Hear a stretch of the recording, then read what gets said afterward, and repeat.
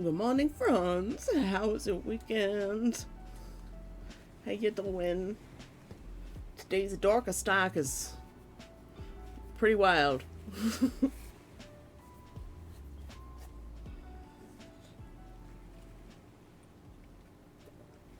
morning, NB. Good to see you again. We have not filled our Maraca container yet.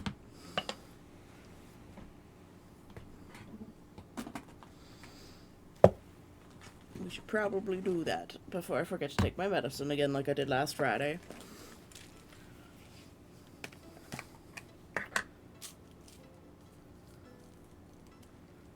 Can't wait to trace and cut out 30 triangles. Why are you cutting out 30 triangles?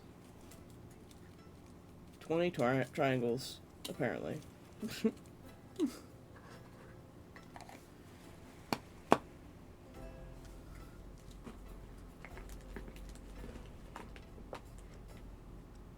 I think you caught a cold. That sucks, Fantasy. I hope you didn't. But if you did, I hope you get better soon.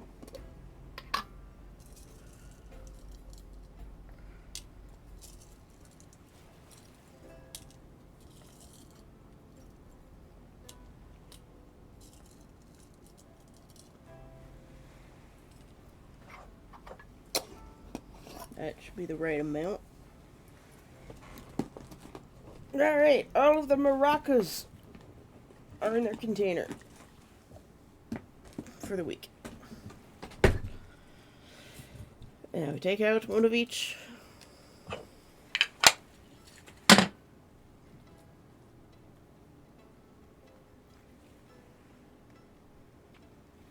Your throat really hurts and you have a mild headache.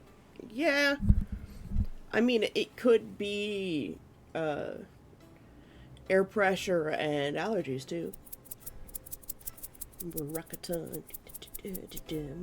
dance.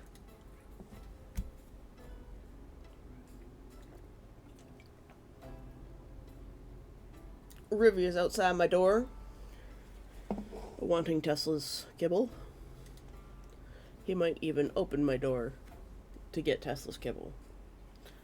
He has figured out that he can open my door too. Despite the fact that I have a whole bunch of cloaks and all of my, well, not all of my stuff, but half of my garb for Nameless up there, hanging on the back of the door, it still doesn't weigh as much as he does. So he figured out he can push open my door too.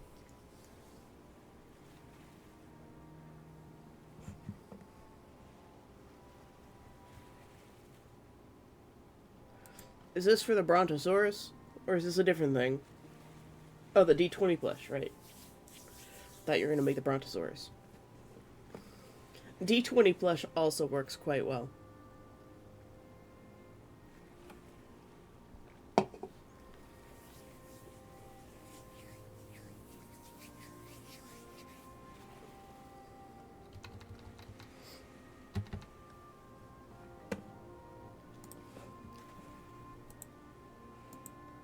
Also, I found like the coolest real estate property over the weekend. Sorry, I just had to resize my window here. What is this? Why is this wrong?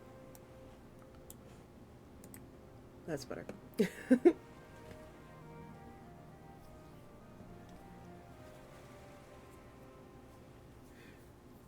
Oh, you don't want to spend fire searching for a banner? Oh, okay. Fair enough. I wonder if I can make one.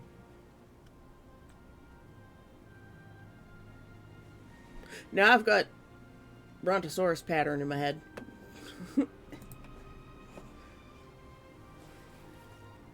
I should make some plushies someday. I've never made plushies. Let's save this file. That's the wrong folder. Let's see, we're on 10, so this is 11. I can't believe it's already the 16th of June. I'm so close to being able to go to Conquest, but also not afford my rent.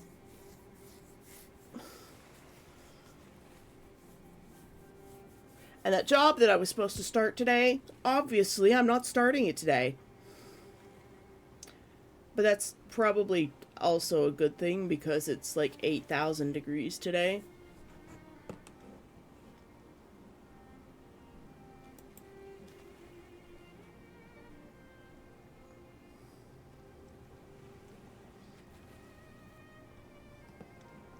Yeah, plushies are fun. I have, I want to make a chocobo plushie because I really like chocobos. And I want to go around flamingo plushes, which are basically the same thing but pink. And with a longer beak.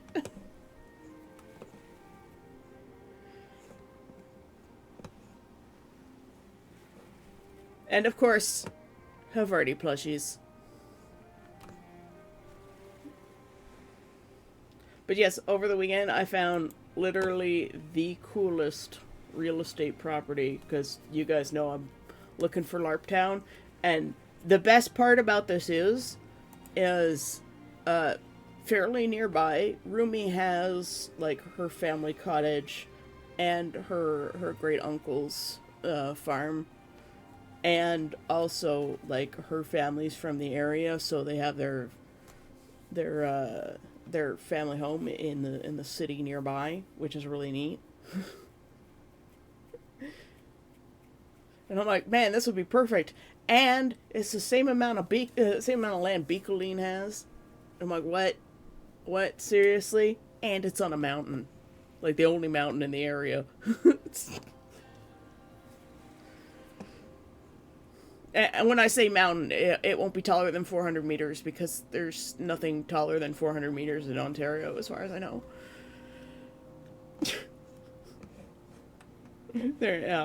Mountains in Ontario are quite small by comparison to actual mountains, but we still call them mountains. They're just really big hills. Tesla? I bet you it's neat. Anyways, I gotta show this to you because it's really neat. Ignore that. That's one of the old buildings. But yeah, this like circular part here. Let me just create a new layer. This circular building is the same as this one, and apparently they used to have like a covered building that went between them, and they used to have these big domes on top of them, so they'd be like big domes like this. And it was an old military radar station. And this was the generator building. I think this was the garages. This was some sort of administration building of some sort. I have no idea what this was. Let's make a question mark that actually looks like a question mark. And then, let's see, that's the garages. I'm not exactly sure where it was, specifically. But this is what... Oh, this isn't what the base used to look like. This is a different base. When I looked up these bases, it's an old military base, actually. When I looked up these bases, it gave a whole bunch of different ones too, and I didn't realize that when I was saving the pictures. But yeah, this is what the base used to look like from the top. You can see the little covered walkway between them. So this wasn't the garage over here. This was something else. But you see how they were all attached by like walkways and tunnels and stuff. That was really cool. But yeah, it was an old Cold War radar station to watch for incoming Soviet missiles in the era of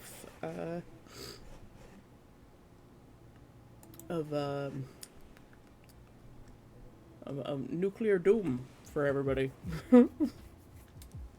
So that's really neat.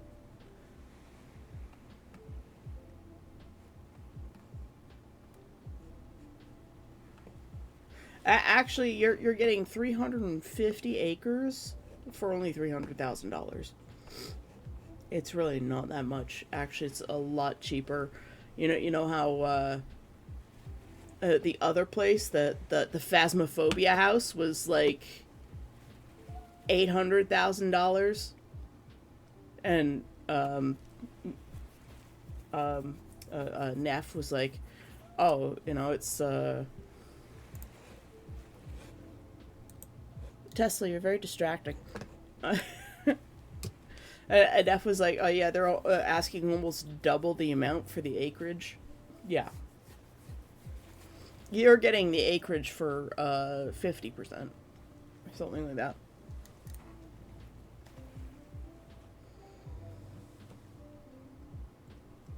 Nugget. He's being adorable. He's just sitting right next to me, looking up at me as if I've done something wrong. You messed up your math? Oh no.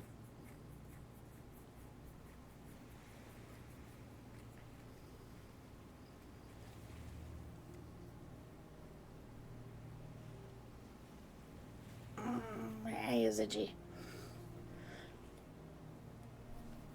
But yeah, the property's really neat. And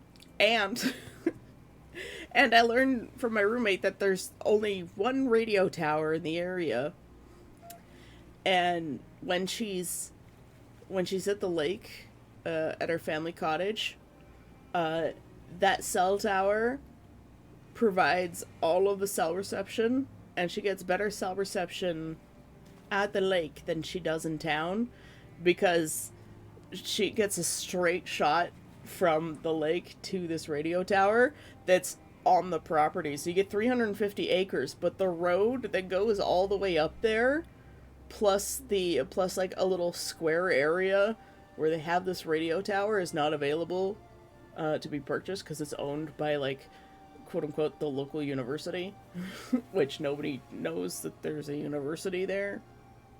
It's kind of weird. Very sus.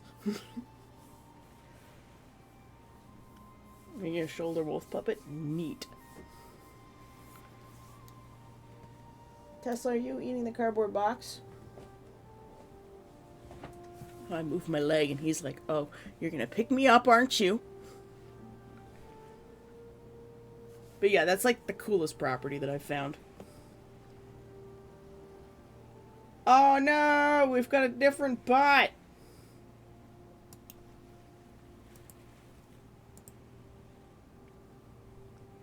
Ban.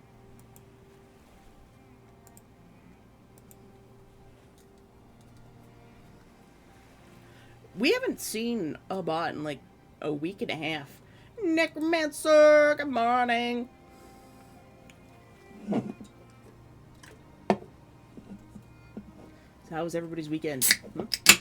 Even though I talked to many of you over the weekend. We got a new follower right at the beginning of stream. They haven't said anything. I guess I took too long to come back.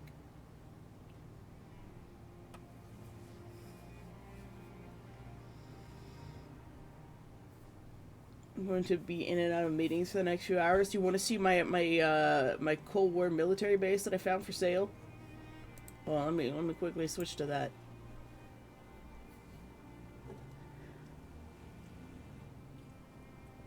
It's really neat. It used to be a northern radar station.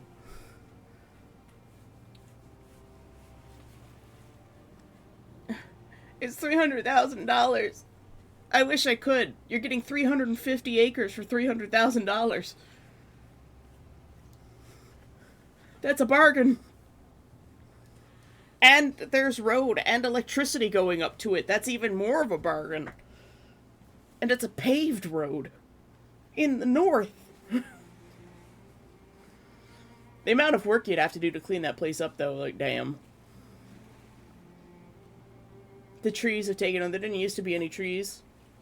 This is what it used to look like.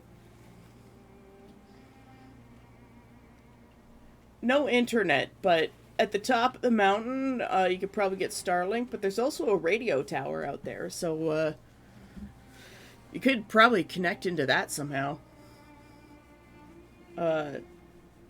It's a cell tower.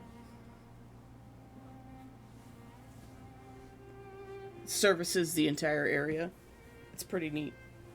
Tesla, have you eaten your food yet? Oh no. He probably still hasn't eaten his food. No, he definitely hasn't eaten his food.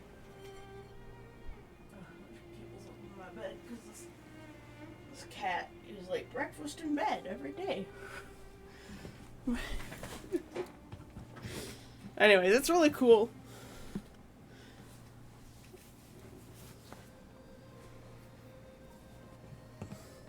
Talk about post-apocalyptic. It's all 1950s stuff too, because that's when it was built.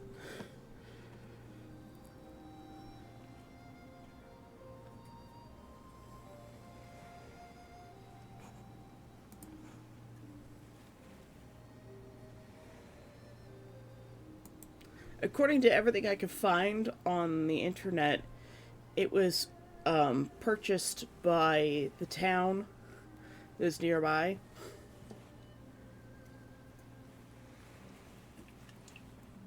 And if it was purchased by the town nearby, I could probably call the town and see if I could get it for much cheaper from them than from the real estate agent, because real estate agents are vipers, vultures, and thieves. I don't trust any of them. And they want to make as much money as possible. But, like, the sheer cost of rehabilitating this place and making it look medieval would be tremendous. Good luck with your D20, Gonk.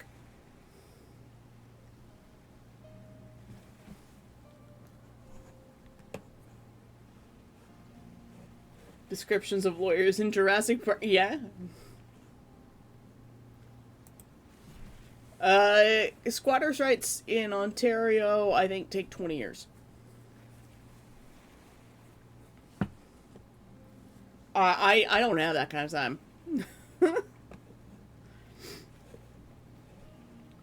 But if the city wants someone to take it over and bring tourism to the area, I absolutely will do that. So we have our timeline. Look, I'm turning 40 in a month, okay, man? I ain't got that kind of time.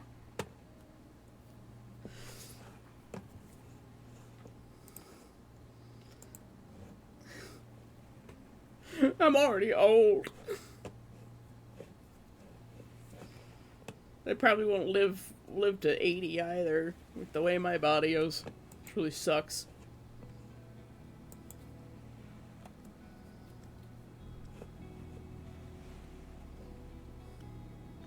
But yeah, I was just gathering pictures of the old buildings.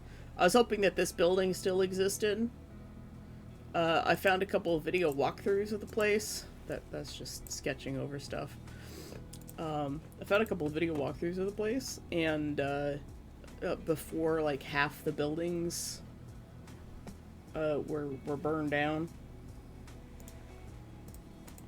Let's see if I can find one of the actual pictures. There were pictures of the wider base.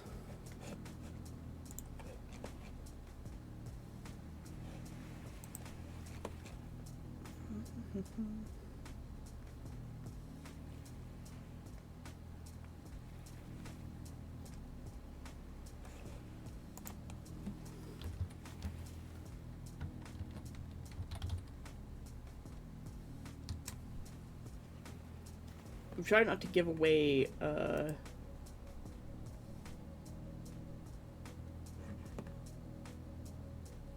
too much information, right?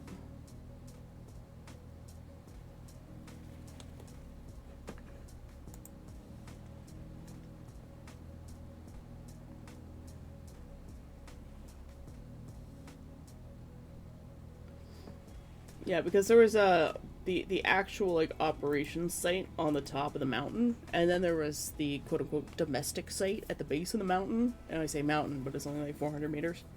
It's a small mountain. I'm trying to find a picture of what that used to look like.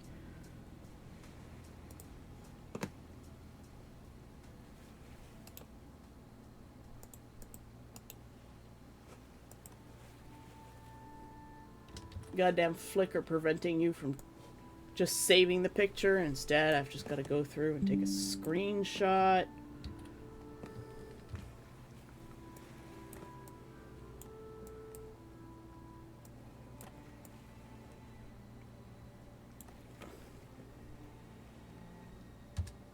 So there's this shot, which is...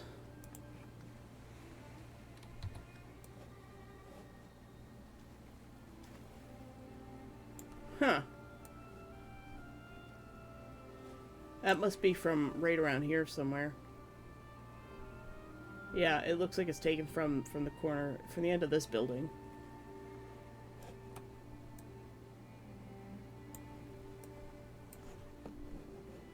I have to make sure there's no,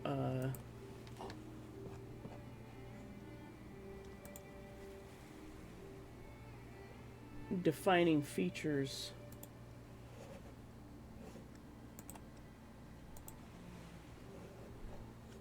In any of these pictures.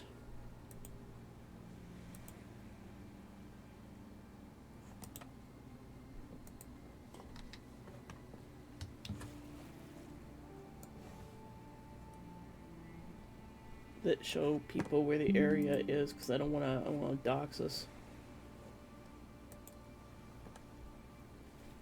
A wolf dragon shoulder puppet? Absolutely you should. Make it different.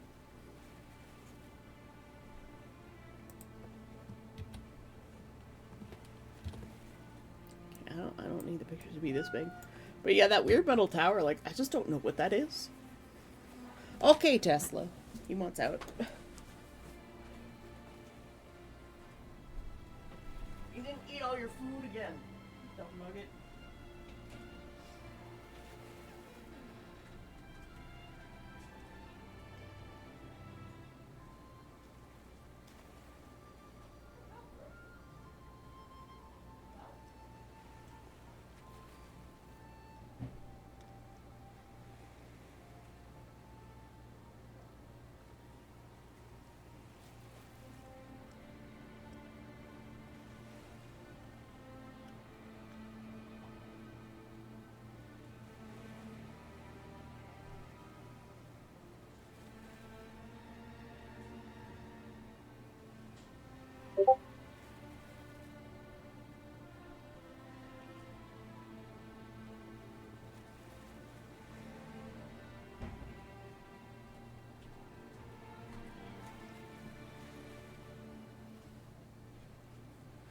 There's already 86,000 degrees in here.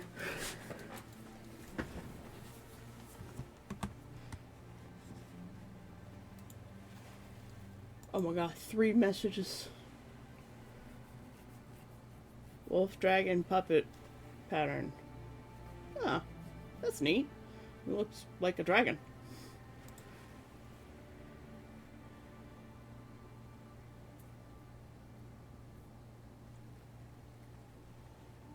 Oh, there's Palia Twitch drops. Thanks for telling me, Neff.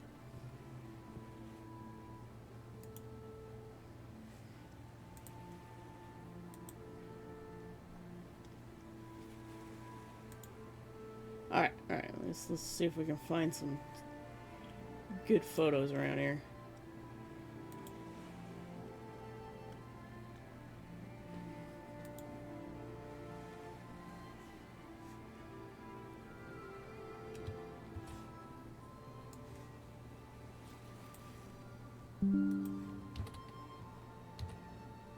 This one's pretty neat. This is the old generator building.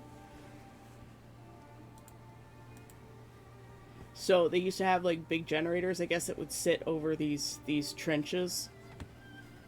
And those would power the base. There is electricity going up to this place, which is really neat. So this right here is this big one back here, I believe. Yeah, you can see the skylights, they like match up.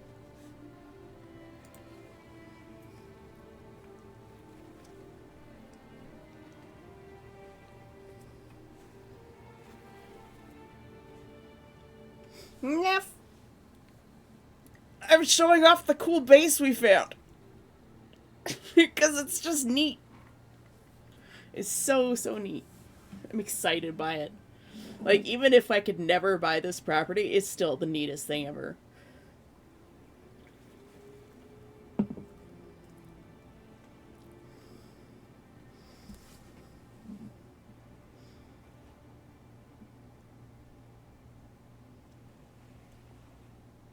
Okay, the base I found. When I consider us a team because we both want to do the same thing. But yeah, when I was talking about like a warehouse space, like there's the old generator room or the old generator building that would make like just a great storage space for things during like the off season. Because you've basically just got a warehouse already.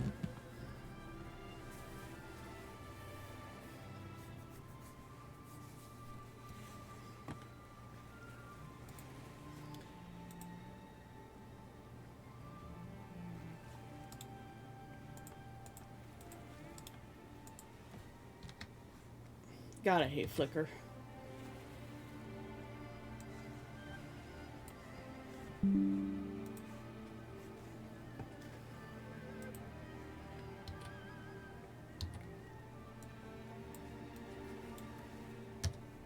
Like, can you imagine if you wanted to, like, medieval this place up? You'd build, like, a little extension onto this tower, right? And you put, like, a clock tower on it. And you've already got basically your town square right there. Look at that neat.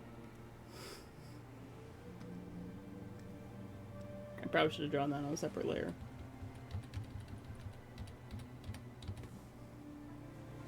But like you wouldn't have to do much to this building to turn it into something kind of medievally.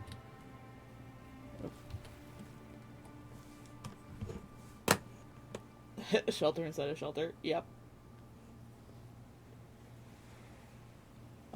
Also, since we can't heat the whole air warehouse, you could build tiny houses inside the warehouse space while we work on other stuff. Yeah, that's true.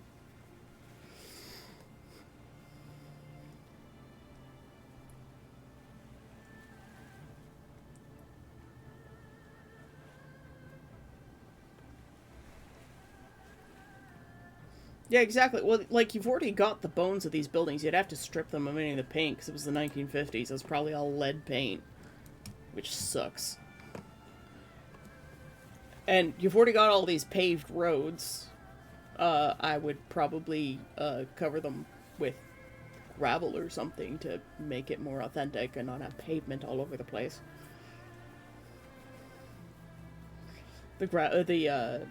The asphalt is in pretty bad condition everywhere, but again, it was late in the 1950s, so it's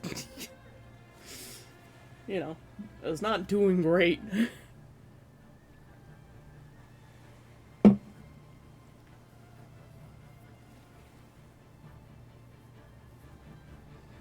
the best part is it's in the area of Canada where there's a lot of grants for bringing business to those zones. So if I could put together a business proposal, I might actually be able to get grants for it and talk to the city about getting the property cheaper if they're the ones that own it. Your math is wrong. You hate triangles. Your triangles should be equilateral triangles. They should be the same length on all sides. If you're making a D20.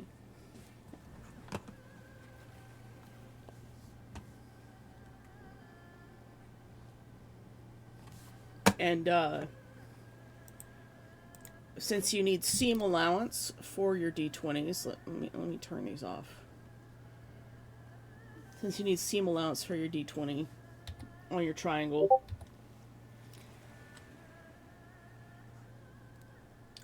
So you should have your equilateral triangle. Pretend these are the same length. This is what you want the faces to look like. We'll just make them all the same size. It'll just be a bigger D20. And then you'll want to have tabs for your seam allowance.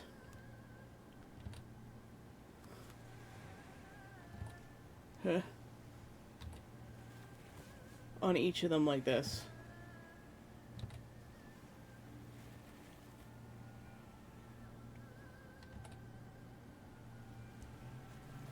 And that should allow you to fold them over. And they would...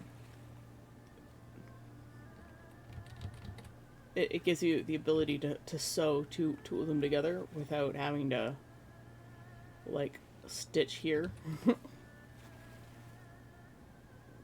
So you would fold the two pieces of the next triangle.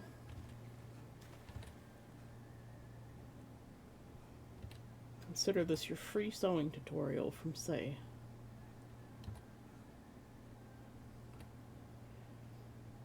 These two tabs, you'd sew as close to this inside line as possible on each of them.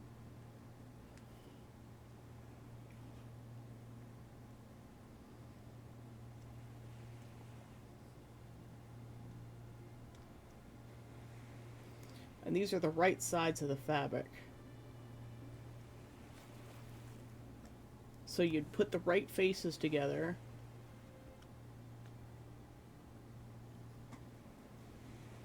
But since you're using felt, it doesn't matter, because it's the same on both sides. But say you had things that were two different, you know, one is like solid, you see all the beautiful color, and then the other one is just like the back weave. Yeah.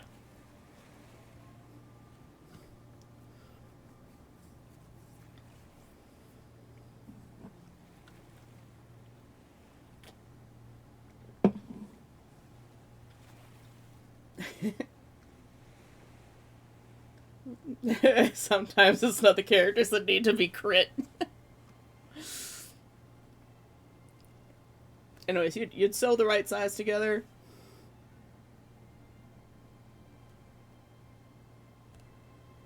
And these are your tabs. And you would sew here.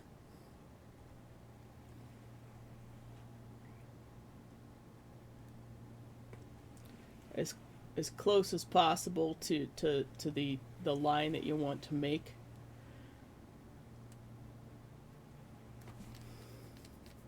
And that's just to give your fabric something to hold on to. That's why we have seam allowances. So for people who know nothing about sewing, those are your basics. And then once you have all of your seams together, you would then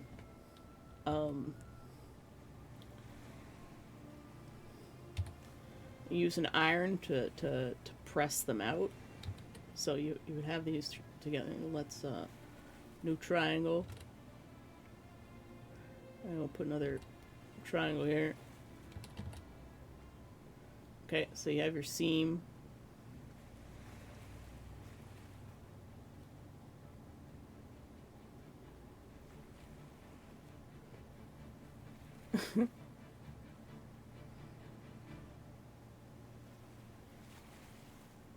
Why does the Sonic music slap no matter which generation? Because the Sonic music is rad. And then you'd have your tabs, your little tabs, and you'd want to iron them down so that they're nice and flat.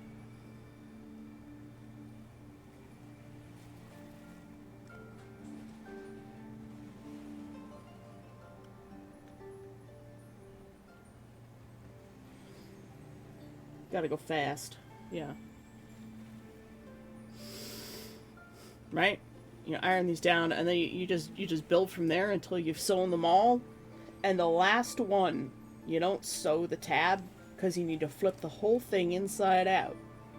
Right?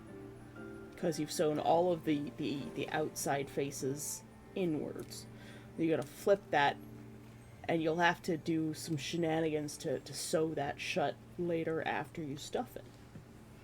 But I recommend, if you're going to be doing any embroidery, to do that before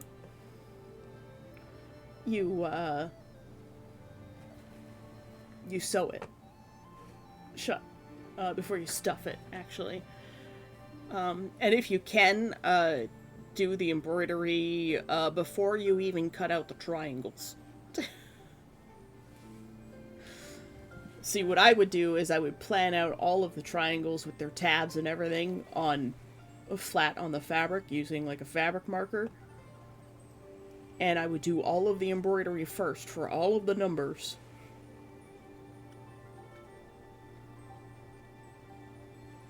Oh, okay. Yeah, that works. I would, even if I were to do it that way, I still would have done it before I cut out all the triangles. But that's just from experience. It'll be a little bit harder to sew them on once everything's sewn together. If you can, still, I would sew them on while the triangles are not sewn together. And just be very careful about how you put it together so that it doesn't look wonky.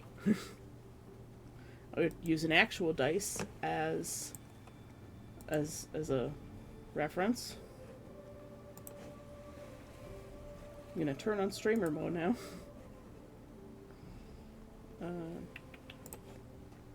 It's really annoying that Discord does not turn that on automatically.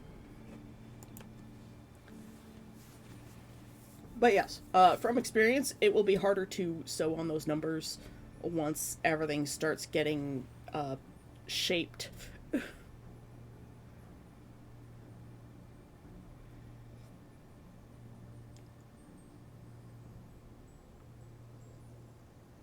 Yeah, so, like, if I were to make one of these with embroidery, I would have drawn out all of my triangles before I cut them out onto the piece of fabric that I was using, and then I would sew on all of my numbers, or embroider on all of my numbers, because it's easier to put it in an embroidery hoop when it's one big piece.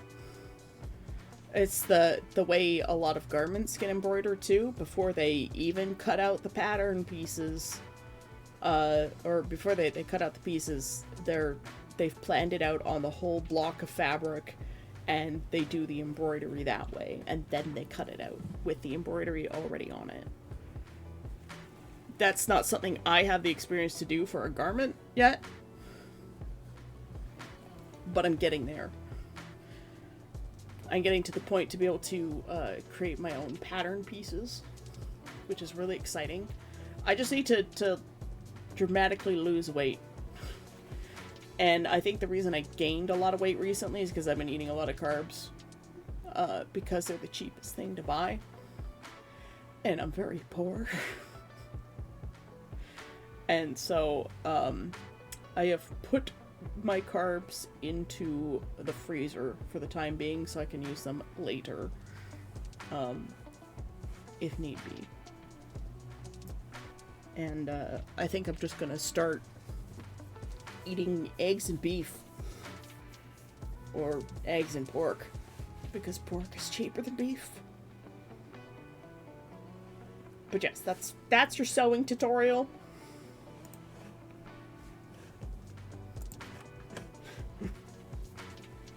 For the people who know nothing about sewing, that's your introduction to sewing. Bacon! If only bacon were affordable enough.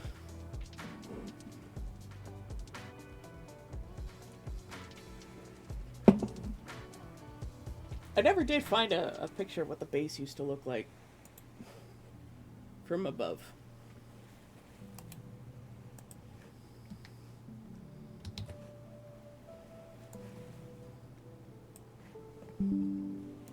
We'll have to, if we do get the place, by whatever reason, somehow, mystery, we have to somehow reconcile the tower.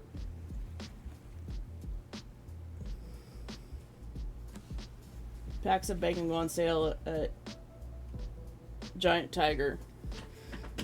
3 packs per customer, so bring Psy.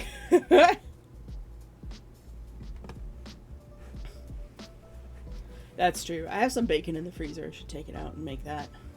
Bacon takes so long to make, though. Oh my god.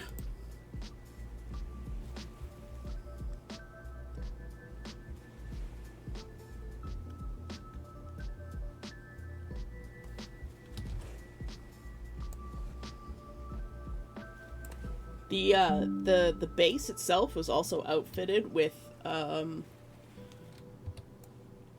a bunch of buildings. So this apparently used to be a bowling alley, but somebody stole all the wood and the little machinery at the back and stuff.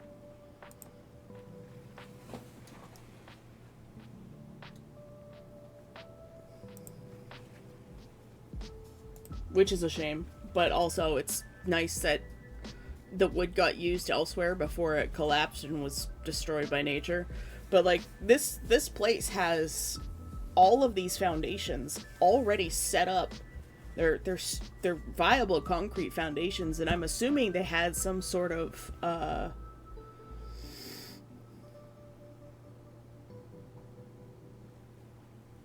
no, it doesn't. It doesn't what?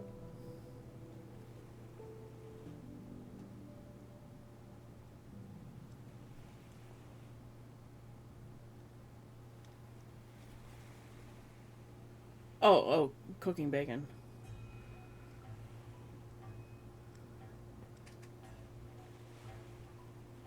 Oh. What qualifies as done? What kind of bacon? Are you a chewy bacon person or are you a crunchy bacon person? I'm a path of perfect bacon, not too crunchy, not too chewy. I like a little bit of both my bacon. My mom, whenever she cooked bacon, it was always just like you bit into it and it shattered like glass.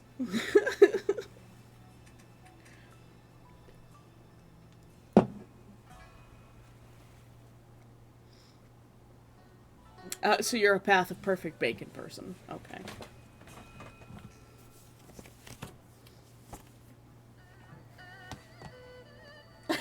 Yeah, they just cook it really slowly forever, and then you bite into it and it shatters. Thanks for the hydrate fantasy.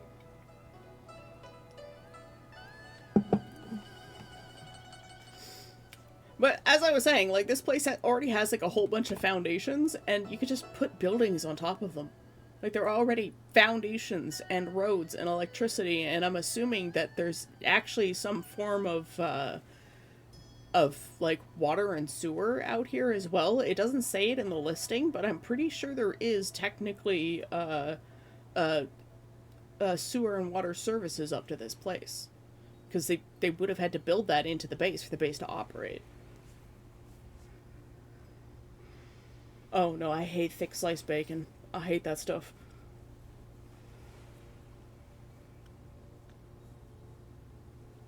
Yeah, no, the thinner the better for me.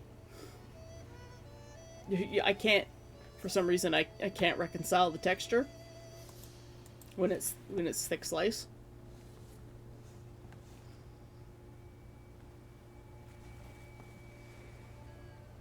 It's a military base. It definitely does. Is it up to code or in a functional state? Yeah, that is the question. I mean, it hasn't been used in decades, so. Mathis, hello.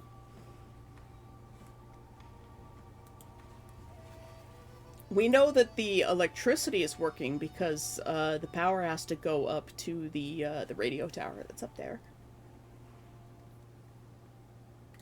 So electricity is definitely a thing.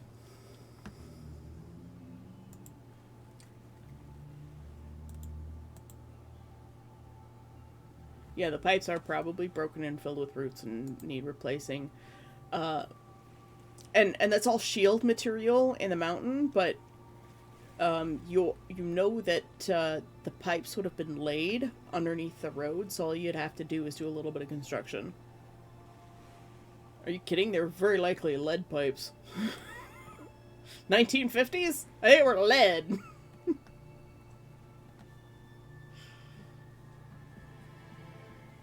Or cast iron.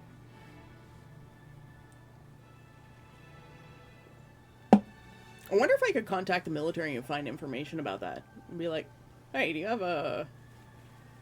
Do you know what this was made out of? Like, they probably have that somewhere. Yeah, no, I think cast iron was more the Victorian stuff. They probably stopped using that in World War One because they needed the steel. I do know what the base was called before. I'm just not saying it online. because that doxes it.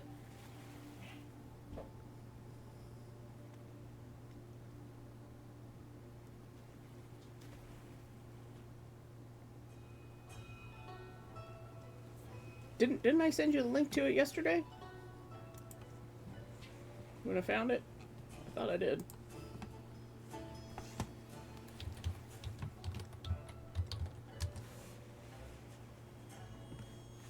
Also, thank you for the information on the Palia Twitch drops. Definitely gonna go lurk in someone's stream.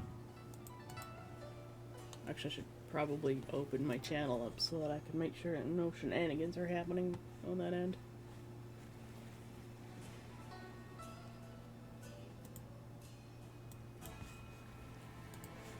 There. I'll lurk someone's stream later. My usual Palia people aren't on yet. Absolutely, a honey bunch bed? Like, damn!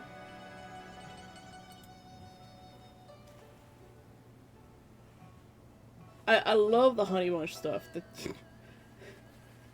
Me and Honey Bunch's plush is like the cutest thing ever. Hold on, I gotta share this with people. Whoa. So, the current Palia Twitch drops. Jesus Christ, the size of this image. That is the weirdest fucking chappa. I'm not even sure it's a chappa. That's definitely not a chappa. Well, it might be. Free Realms chatty pleasure. Oh, it's a thing. But look at the bee stuff!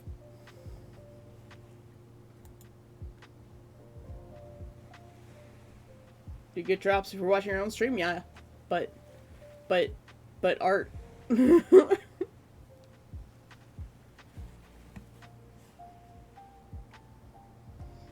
I could just lurk someone's stream and walk away and do other things in the meantime. But yes, I could stream Palia. But look at the bee stuff! One of the things I do want to do is I want to make a couple of replicas of Palia stuff.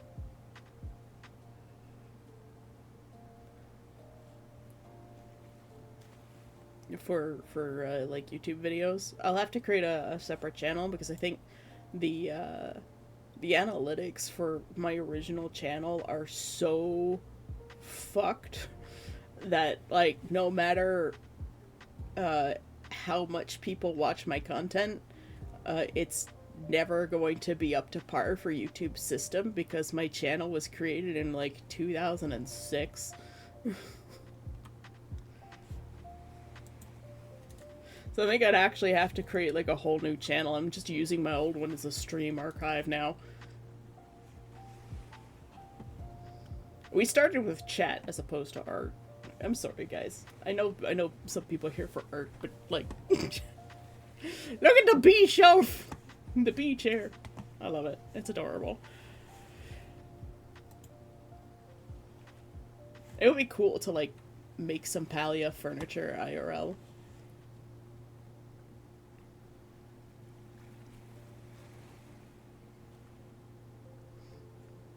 What's with the knives, Necromancer? Is it because you're stuck in meetings? Or is it because I'm not arting?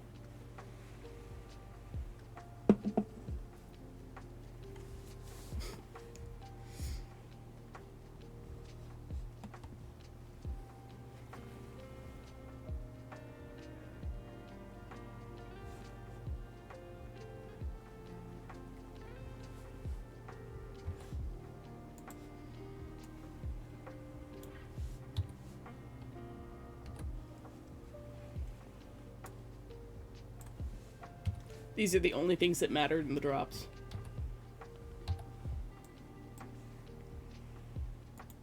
To anyone who complains. I don't think anybody would actually complain here. I mean, you're free to. I could very cordially inform you that you may absolutely fuck off, but you are free to complain.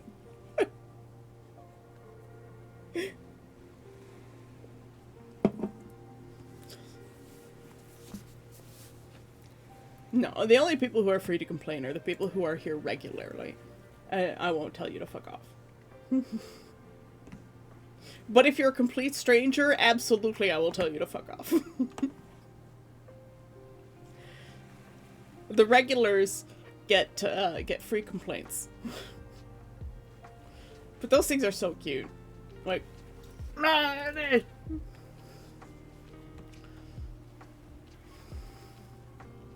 the Honey Bunch plush is like the most adorable thing in the world.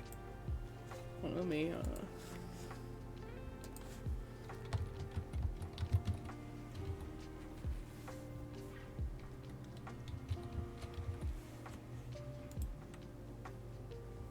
yeah, it's called the Me and My Honey Bunch plush.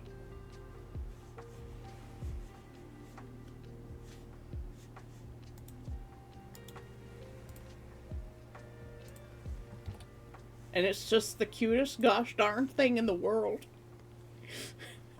Look at it. It's got a little smiley face.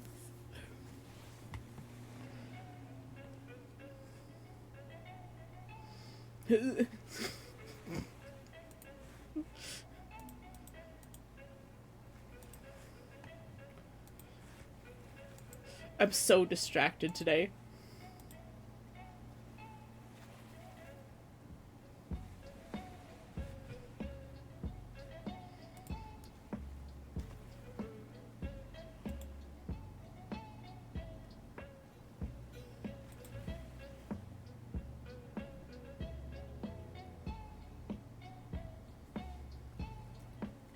There's one building that's like a bunch of garages.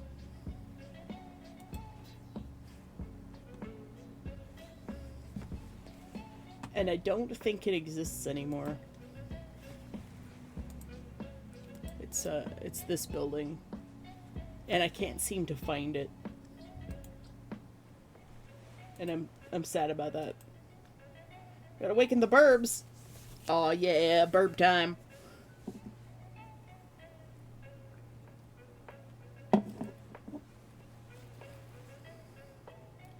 If I could just find a picture of the actual base from above.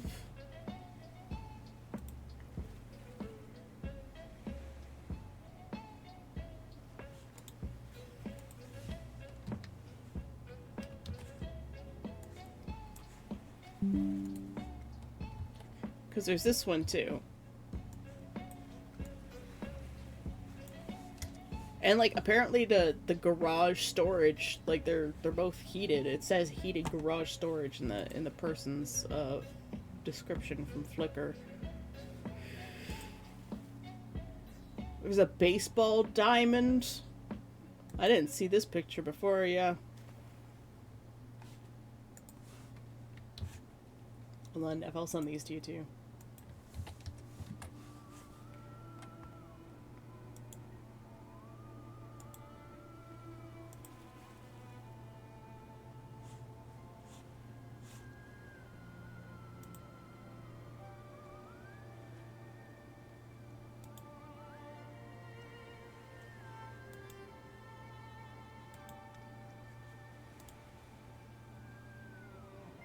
There's like abandoned 1950s trucks. Like old, big GMC trucks.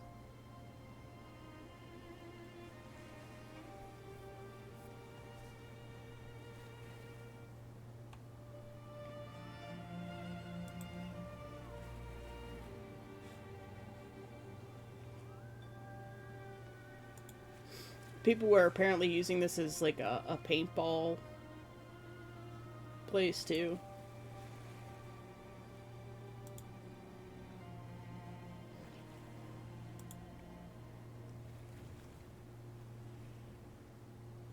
Oh, there's a ghost town nearby as well.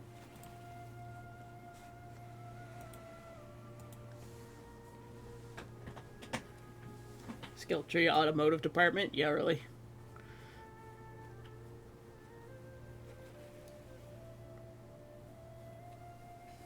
Yeah, if I could just find a photo of the whole place from above that's not a different base, because a lot of them have a very similar layout, but they're just slightly different.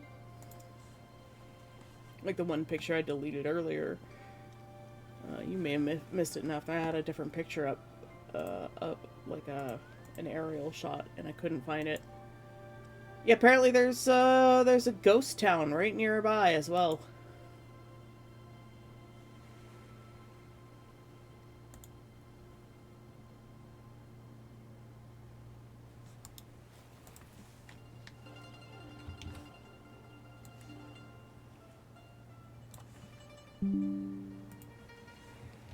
And there's a cool locomotive. This isn't at the base. This is like a different thing. But that's pretty rad.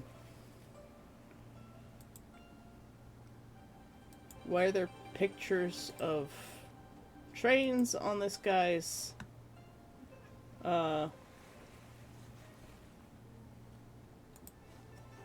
flicker about the base? I don't know.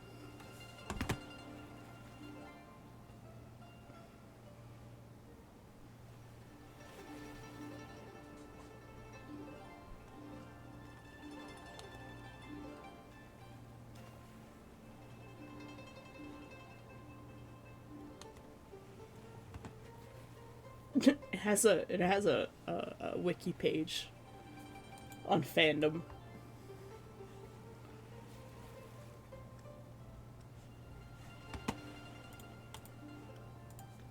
I love places with history. History is amazing.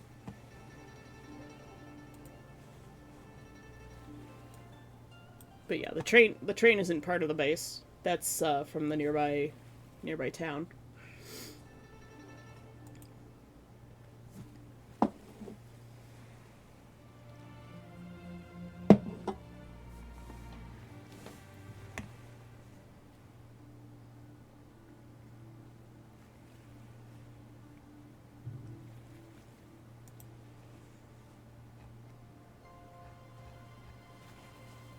It has its own fandom wiki page, but there are no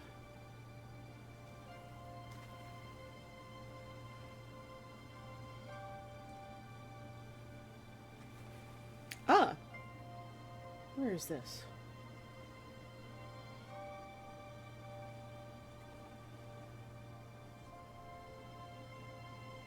The domestic site looks to be on a lake.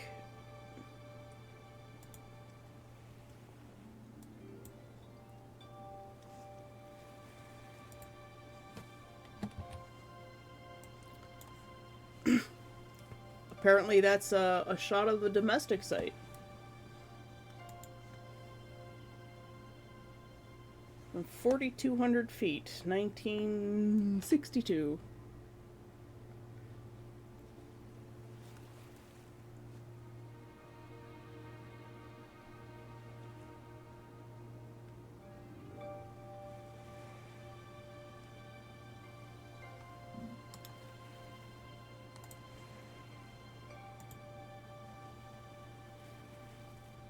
That's pretty neat. We're doing a history deep dive today. There's apparently a greenhouse and everything. This photo's from 1999. So it might be older than some people here.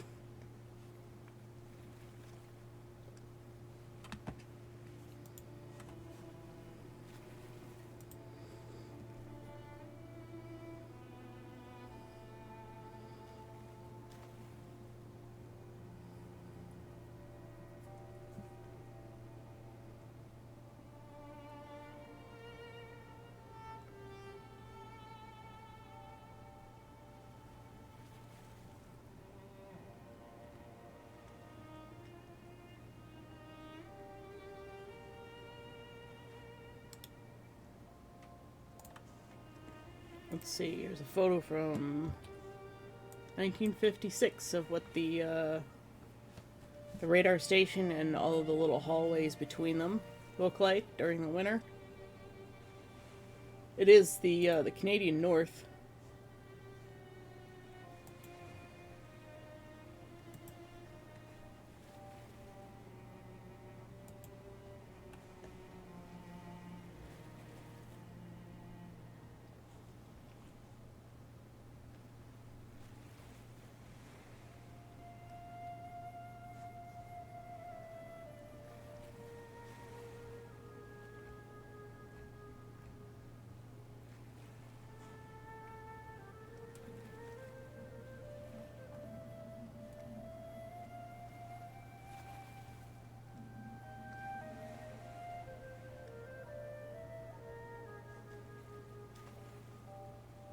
Yeah, I wonder where this domestic site is.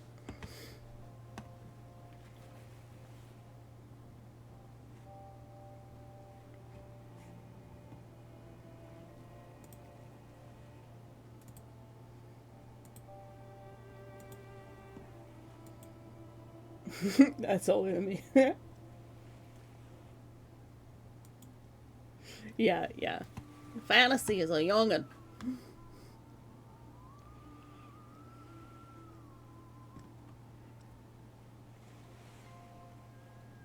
That photo would have been taken when my mom was 6 years old. The 1956.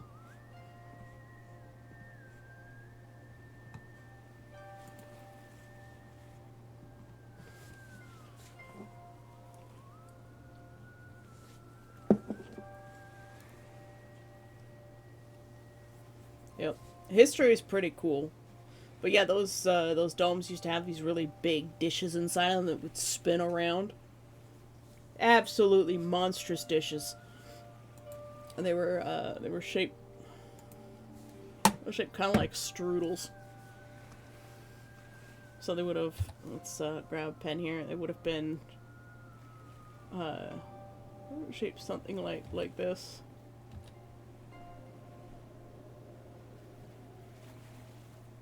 And then they would have a little antenna in the middle with a dish and like a lattice work, something like that, and they would just spin around really, really fast. That's basically how all of the weather radar stations work in the U.S. as well. A lot of the history of uh, tornado research was because a tornado hit an Air Force base in the United States, and they're like, oh, well, we can't afford to have this kind of loss again. And so they had these two guys start working on figuring out how tornadoes worked. And a couple of days later, they successfully predicted a tornado to hit the exact same base uh, that they were trying to prevent getting hit by a tornado again. And they did successfully predict this second tornado, and they were able to save equipment and lives, and therefore modern tornado prediction and meteorology was born.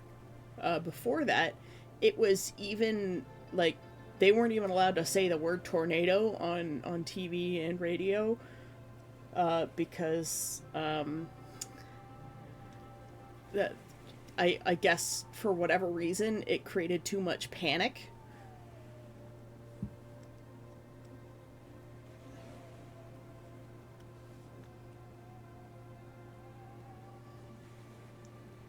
Oh wow, thanks, Neff.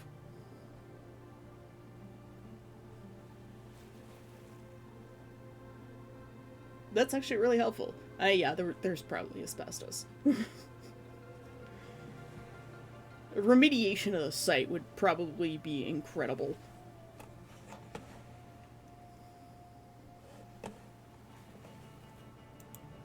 Probably not. I doubt they even have those records anymore. They were probably lost in some purge. Mathis. Hi. But that's really nice of you, Neff. Thanks for asking.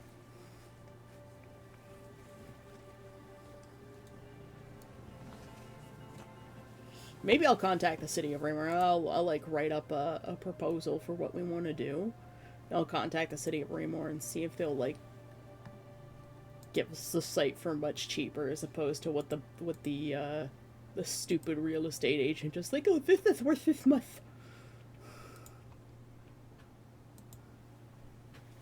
The Historical Society branch, that's even cooler.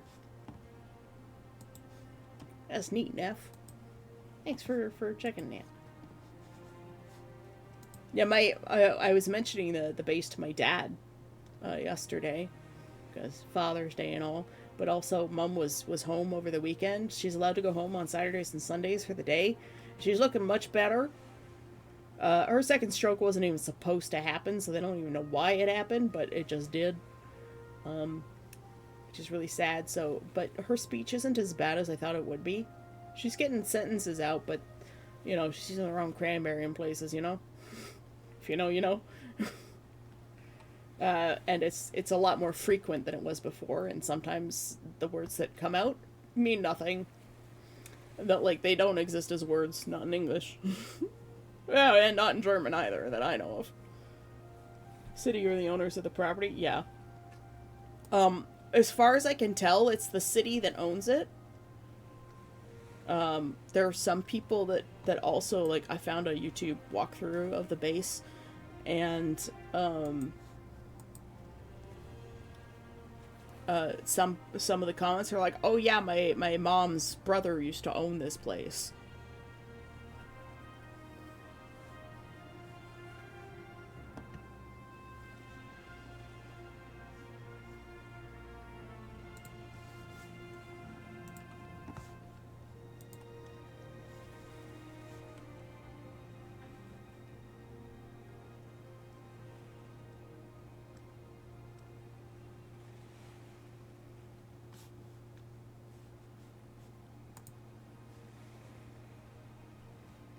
The the lake where uh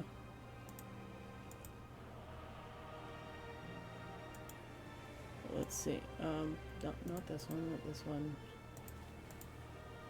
this one, this lake, I don't know where this is. This might be the town itself. I can't find that on the map.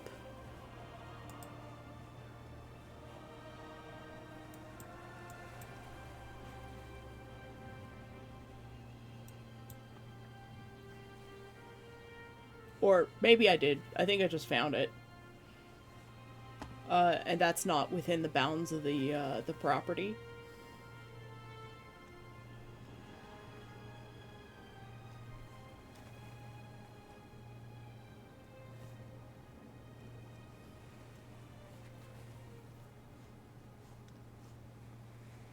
Which is unfortunate.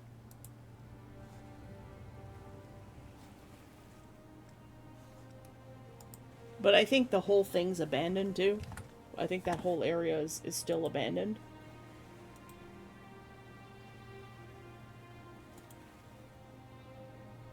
Are you talking about the city?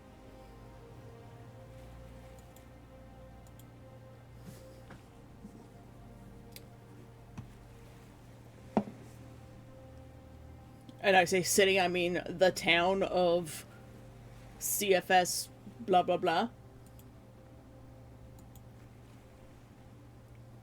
Oh, have you found the owners of the base?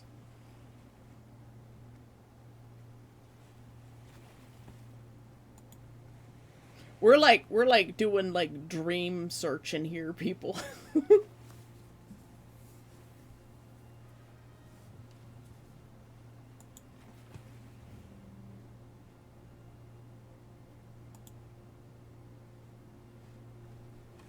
Did I wait? What? When?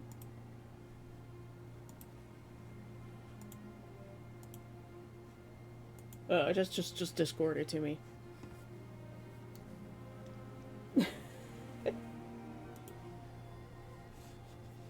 I'll send you the listing link for it.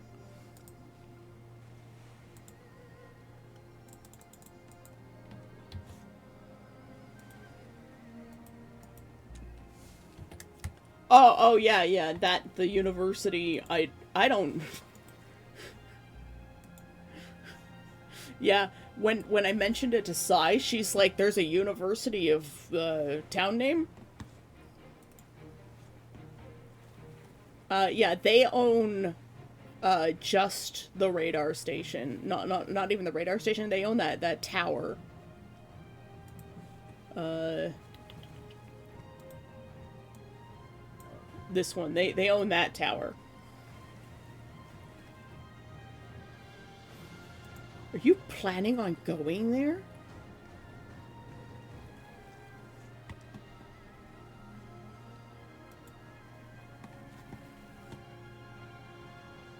Yeah, yeah. I sent you the listing.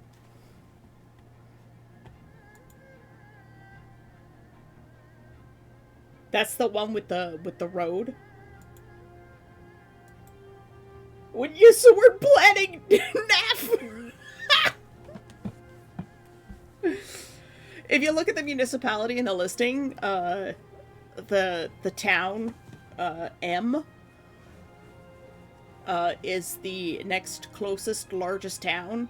And it's also the place where the Northern Railroad like up into that area ends. So they don't even have the trains going to the north anymore. I think they may have reinstated them, but like years and years ago when I went and visited Sai in her hometown, before she moved in with me, I took the train back from there. Yeah, yeah, yeah. That's the listing. That's the place I was talking about. Uh, we don't own the road up into the mountain. I think it belongs to technically the town, but that means like we can use it. It's just, it's part of the taxes for the area, like snow clearance and stuff, because they have to be able to get up there to get to that radio tower, because it's like the cell tower for the area. I don't know why on the map it's listed as being part of the university. Well, it's town land. And the most recent information I could find is it's owned by the town of the base name, which is a very very small town. And it says University of base name for that tower on the map, which is really weird.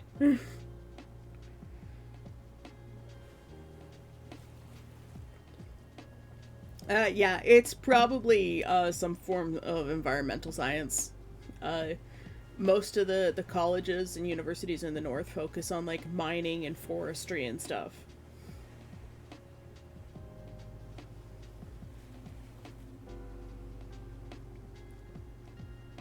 Yeah. The place is so small and innocuous, I doubt that they even have a budget for a website. They probably couldn't even afford Squarespace. Let's be honest. They probably don't have the budget for a Squarespace subscription.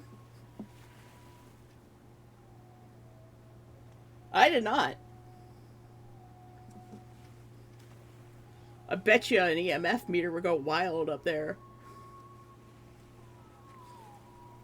They probably also have a really great view of the Northern Lights.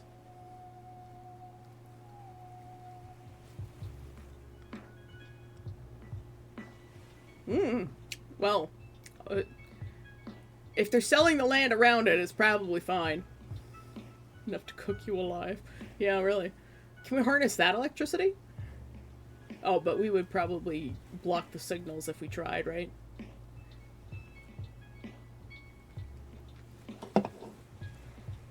Isn't that how microwaves were invented? They had microwave towers, and a guy had like a candy bar in his pocket, and the candy bar got cooked when he walked by one of the towers. And he's like, we can use this to cook things. Household appliance. Never mind that my thigh probably got cooked too.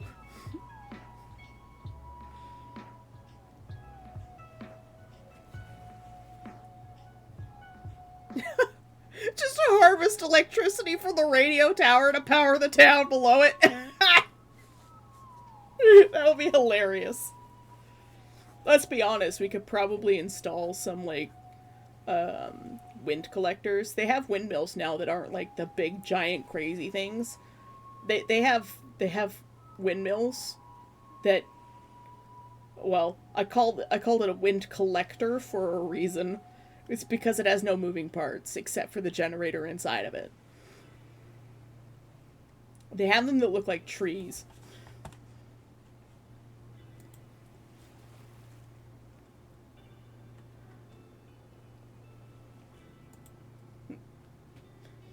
Yeah, right.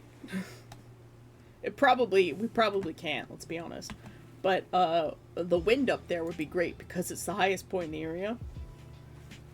And you just use the old radio towers and you turn them into big giant wind collectors. That would be pretty neat. Mathis, what are you doing? Are you playing with the end of my bed for no apparent reason because there's nothing to play with? Oh, it's cat time. Come here, buddy. Oh, maybe not. Oh, Merce. What do you want?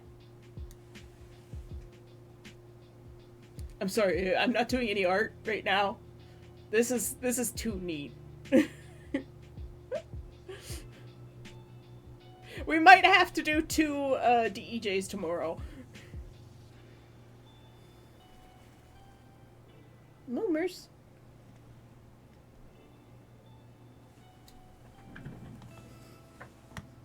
Let's see. They have really like cool windmill things.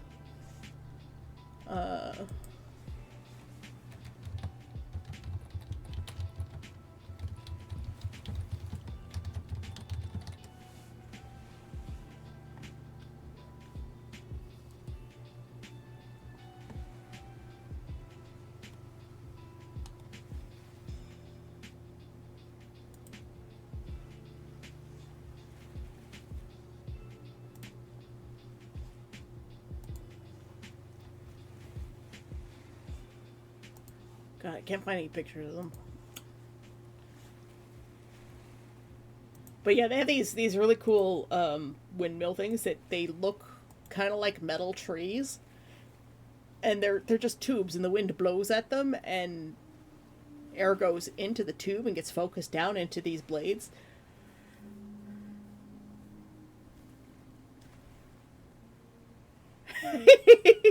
I am Bun Bun.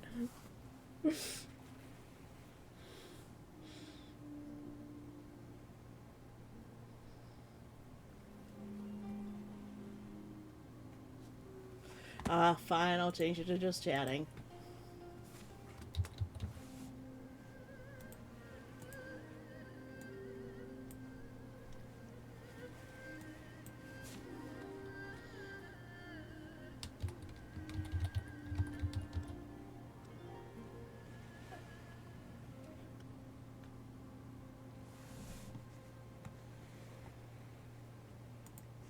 There's stream information updated, just chatting for the first time.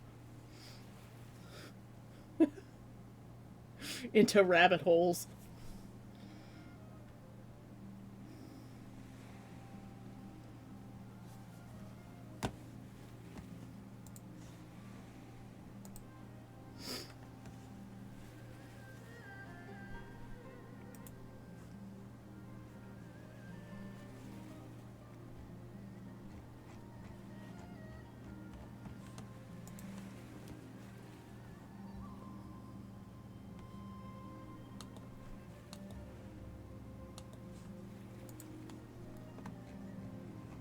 Let's see, any more?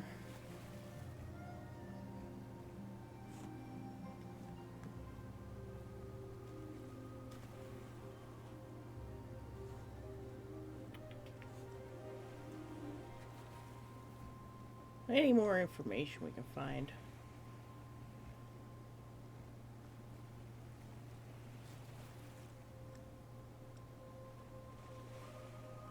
Oh yeah, apparently they were like doing core samples too.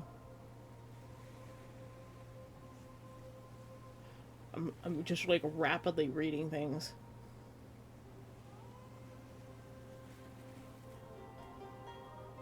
I don't know where the core samples are from. Uh, Once again, Flickr doesn't allow you to save image or copy image. Gotta take frickin' screenshots, man. Yeah, just like big piles of core samples. Core samples of what? I don't know.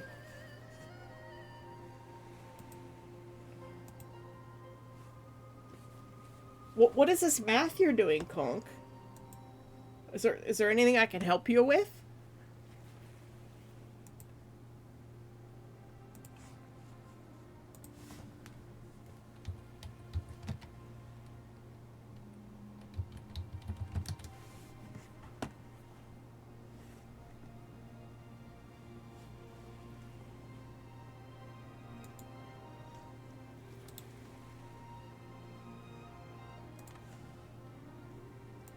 Cause that's the flat pattern for a D20.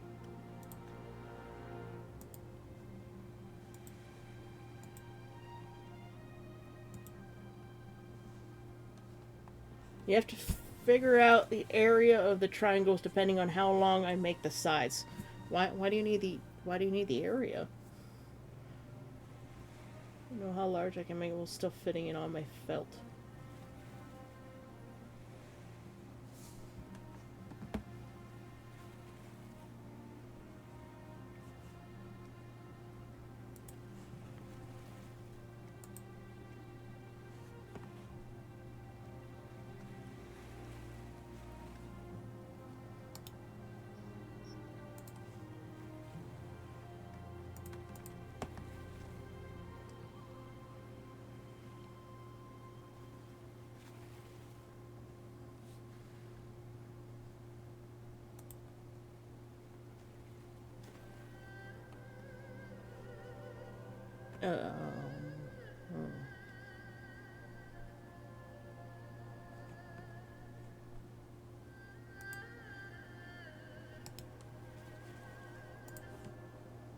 You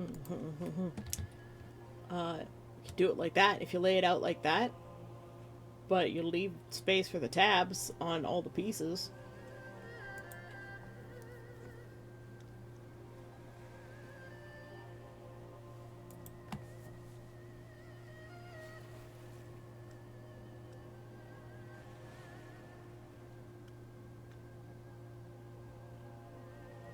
So, I would say no less than a quarter inch of seam allowance.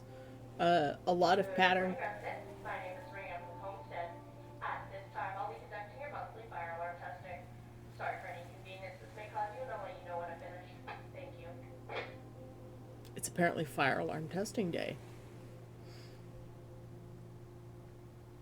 Uh, as I was saying, I would say no less than a quarter inch of seam allowance. So, um,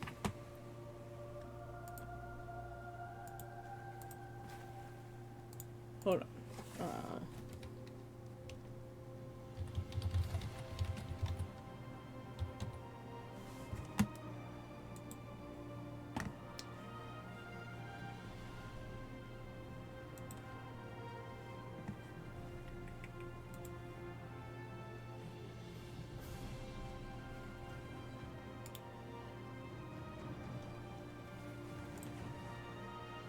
Let me just drop something in the chat for you.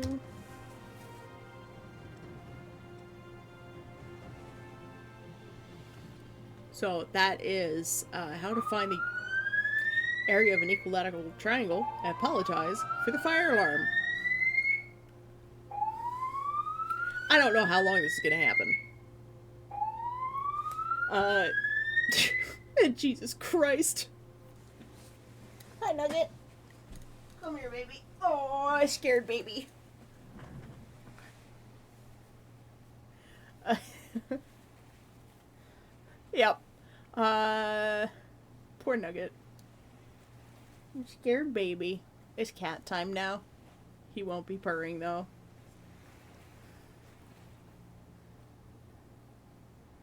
Oh, okay. Well, what you'll want to do is you'll want to determine the area of your triangle plus the minimum 1/4 inch seam allowance all the way around. So just add 1/4 inch all the way around. And then you multiply that by 20, and that should give you the area.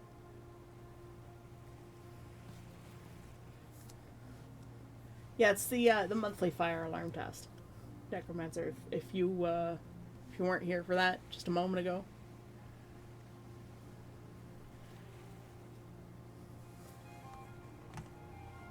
I've never done a just chatting stream. But yeah, core samples. Big piles of core samples. What they cored, I don't know. I've got a tiny baby kitten in my arms, and I say baby kitten, but it is like 9. And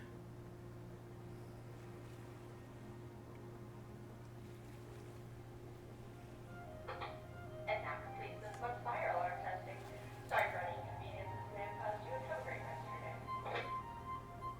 Fire alarm testing is now over.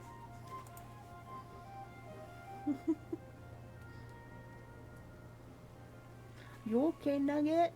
It's fine. The scary noises have stopped. You can't see it, but he's bundled up in my arms, just like clinging to my chest. It is the greatest thing ever.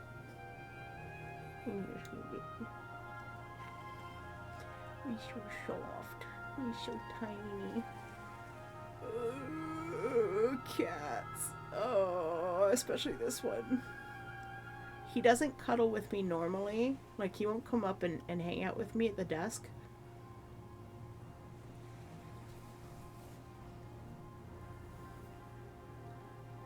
I was just starting to enjoy the alarm. Now you're saying there isn't going to be any more. Well, too bad. I have no control over that. Hi, Nugget.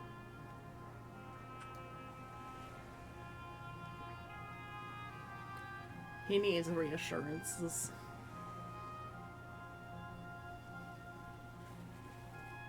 And he has, like, resting concern face. So he always looks scared. So when he's actually scared, he looks even more scared. It's kind of hilarious. Hi, baby beans. Are you okay? Yeah, he's starting to calm down now.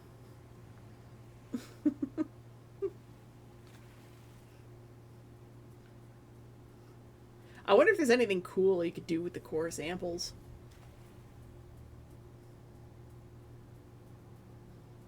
Like a piece of art.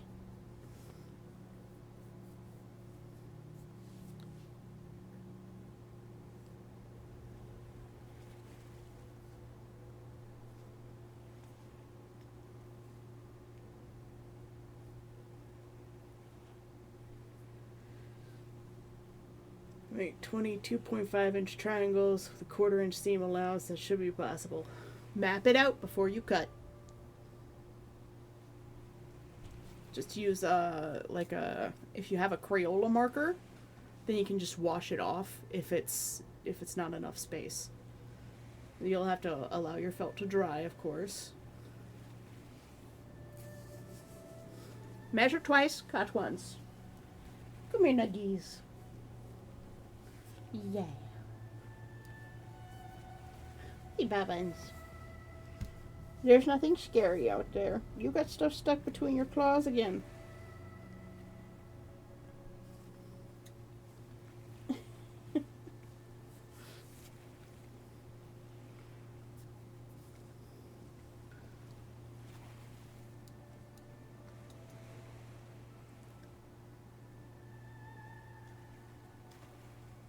Yeah, I've got them all bundled up in my arms, cradled.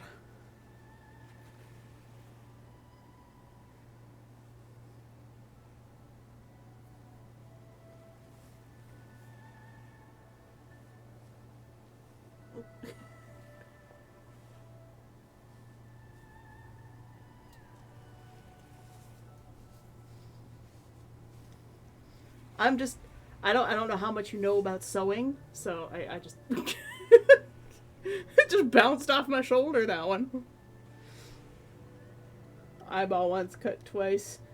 Get more material, measure twice, cut once. What's my stance on peanut butter? Peanut butter is awesome. Make me want some. Found myself a nugget. Oh! Thanks for the hydrate and the posture check conk on shrimp and spines, everybody. And Neff, thanks for the straight.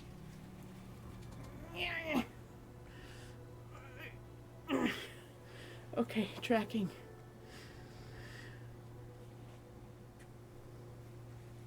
You good now, Tesla? Oh, your ears are back, buddy.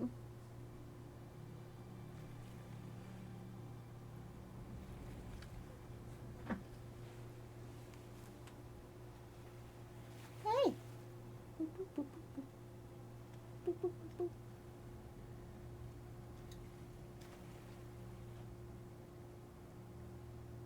Can you have a kissy? Yeah, thank you.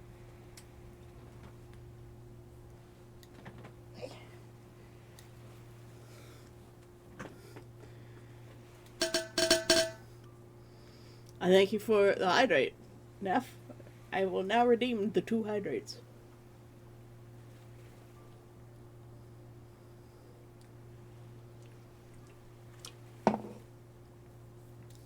I have no milk, so I can't make any tea. I only have cream, but I have to grind my coffee by hand.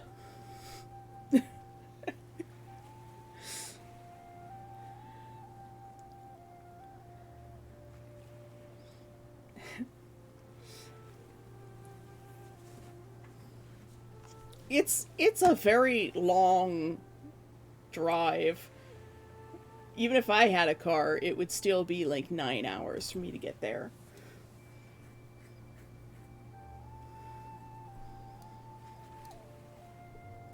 Dancing dinos! Dancing dinos! Yeah, you're actually closer to it than I am, Neff.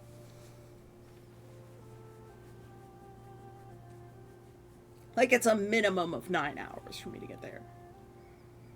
Maybe 10.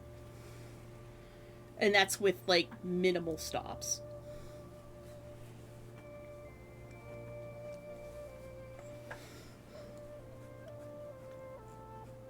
Because I'm coming from the opposite end of the south of the province to you. My mat is falling apart under my chair, so every time I wheel my chair over the broken spot, it sometimes, like, tracking? Hello? Hello?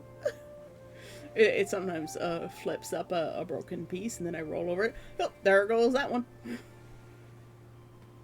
Looking at 13 hours if I come and get you, Jesus Christ. Not including stops. Yeah, really. And then there's the trip back. Like, it's a little bit, especially since, like, neither of us have the monies to buy this place. I think my brother might be able to afford it. But that would be, like, his entire savings portfolio. Like, he would have to sell everything that he has in stocks. I have, I think, maybe $8,000.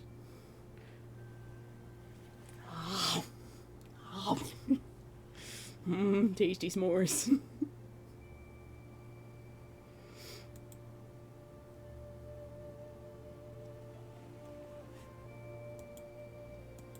What, talk to the town? Maybe we should write, like, a full proposal first.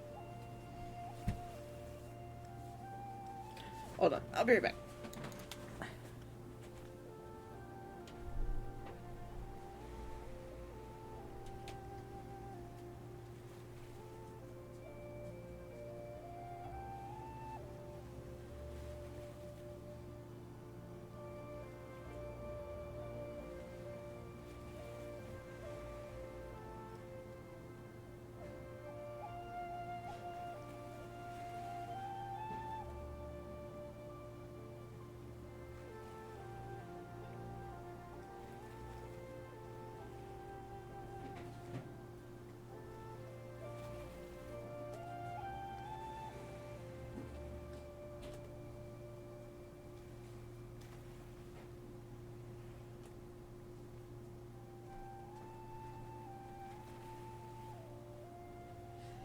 I put some toast in because I have 2 pieces of bread left. And you mentioned peanut butter, and now I just want peanut butter toast. I have peanut butter, and I have 2 pieces of bread left from my 50% off bread that was only half sliced. I'm not sure why it was only half sliced, but only half the loaf was sliced.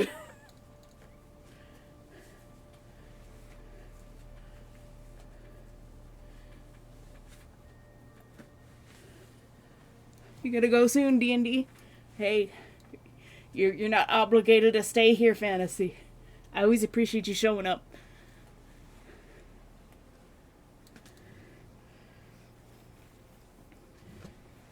I don't think the locals in such a small area would understand what LARP is, let's be honest.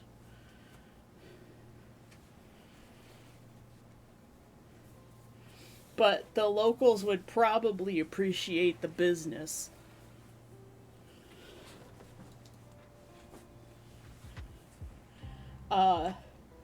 I've met people from the towns in the surrounding area.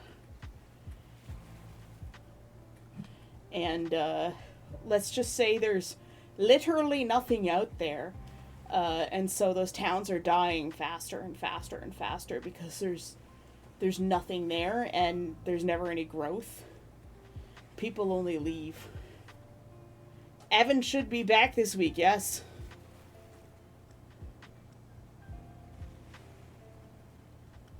Bringing recreation and tourism, yeah.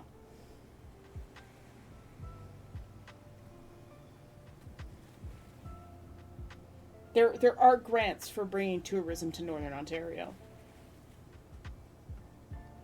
I have all of those websites saved.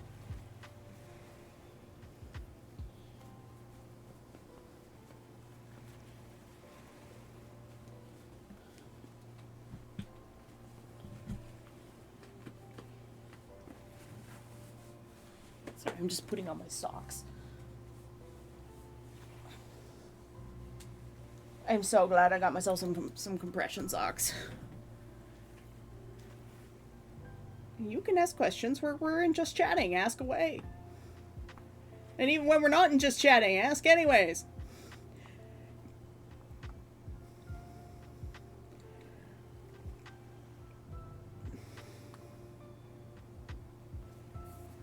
Is it take joy and rejoice or give joy and rejoice?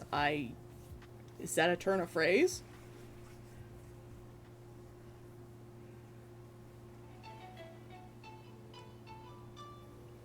Yes, T of O is the nearest international airport. That's the biggest problem. Actually, isn't Ottawa the biggest, or the nearest international airport? I guess it depends on how you see it.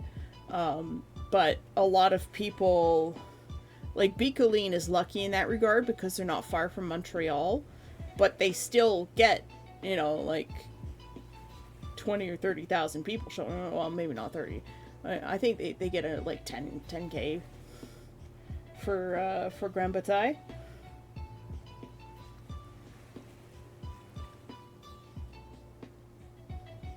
Yeah, I've never heard that turn of phrase before.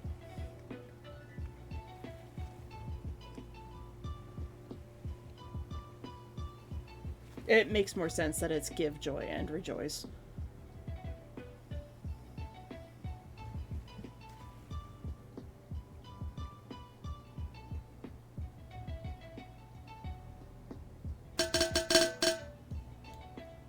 Ow.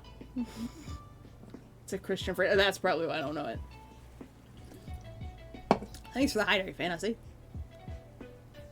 I'm gonna go quick check on my toast. Rebel if you like. No more are free creatures.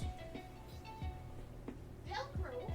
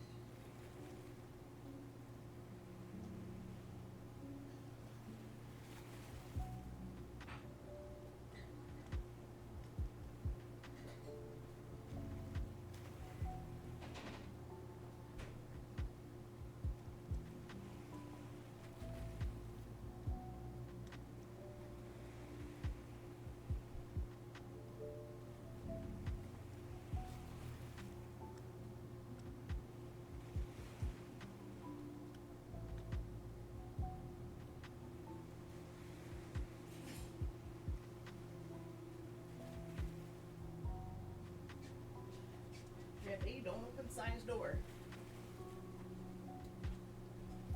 I return with toast.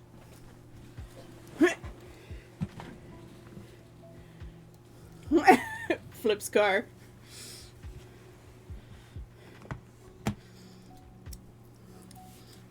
Fantasy, you don't need any more money. You've got like 80,000 monies.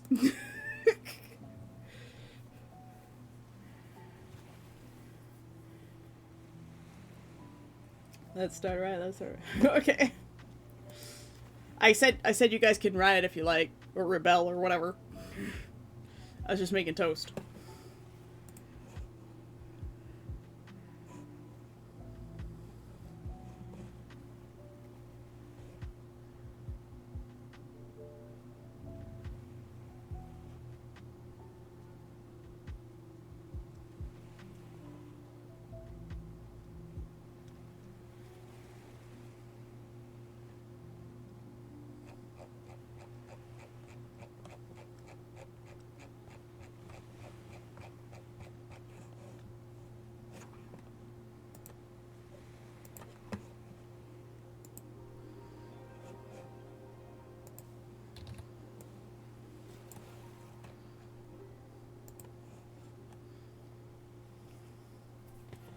Yes, you're quite rich on the island.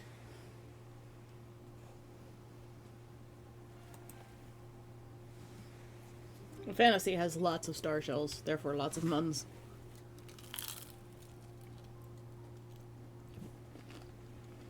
Oh my goodness. I just washed this shirt. I'm gonna have to wash it again, I guess.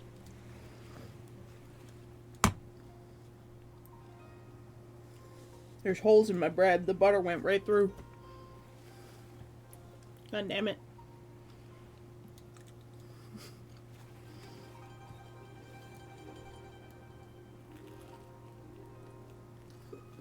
A crab building? That sounds neat.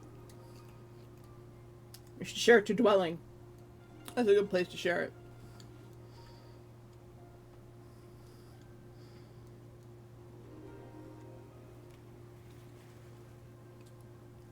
We can look at crab building.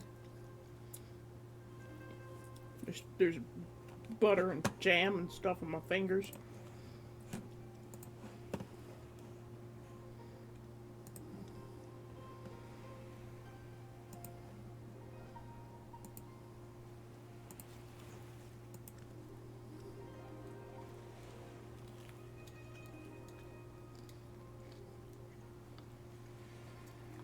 I bought this big jar of peanut butter and it's like mostly gone. And the thing is, I'm not the one who's eating it. I think Sai's been eating peanut butter.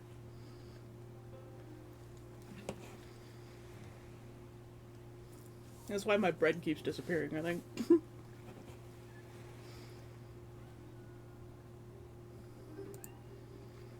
Oh, that is neat.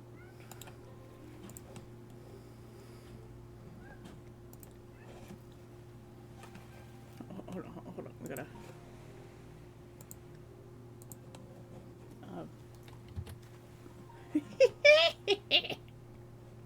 I love it. It's great. I love it. What is the real good stuff, Neff? I need to know.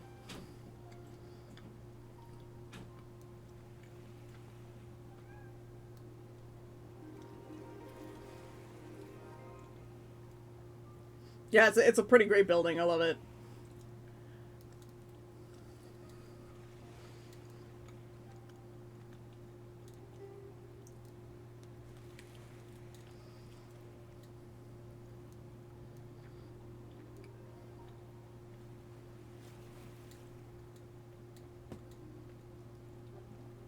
Adam's peanut butter.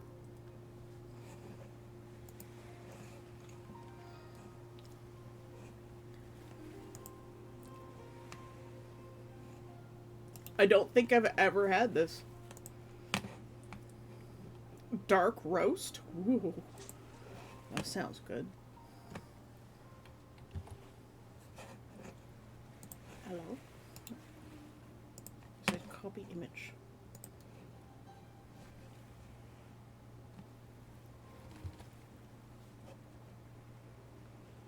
Why is this not showing up?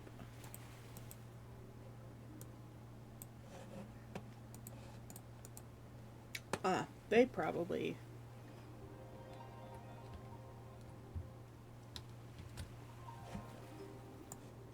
They probably have a way to prevent you from taking pictures, or saving pictures, copying pictures. But that won't stop me, because I take screenshots. Dry roasted Virginia peanuts, pinch of salt, whole ingredients list. Nice.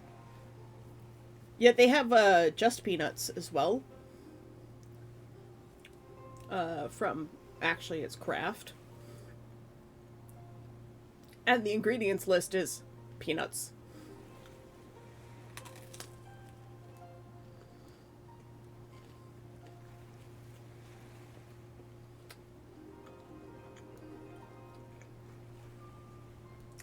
Yep, they have one that's peanuts and sea salt too.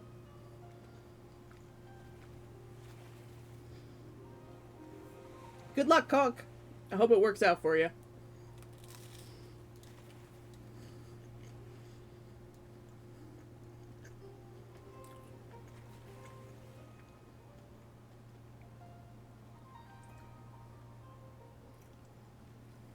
Yeah, again, they have one that has sea salt in it.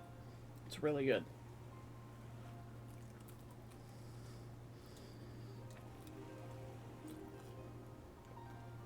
But I wonder if the Adams has a different different mix of salt to peanut ratio. Might be better. Who knows?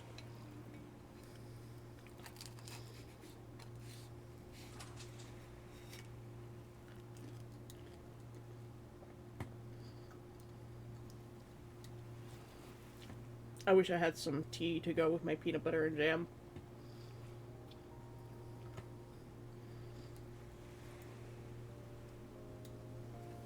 But it's too hot to go outside and get milk.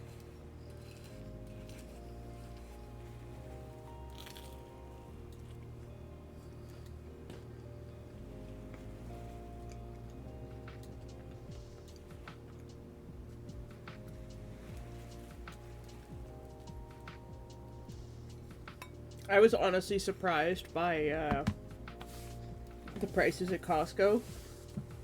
Like, even if I didn't go regularly, the cost of membership alone would be worth it for the prices that I would pay in groceries.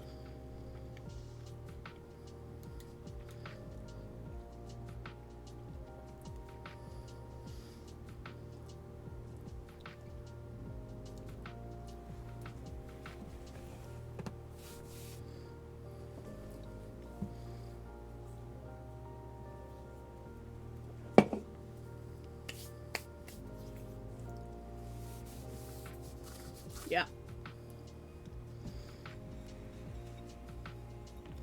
Evan's always going on about the Costco poutine. I'd definitely like to try it.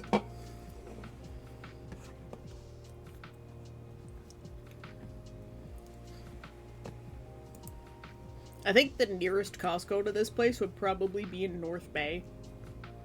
I don't think there's a Costco in Timmins.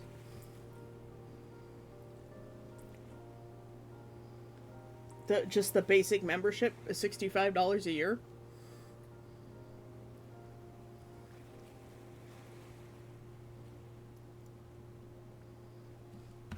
You have to have an Amex card, though, which is really annoying. I'd have to get a separate credit card. I hate complicating things.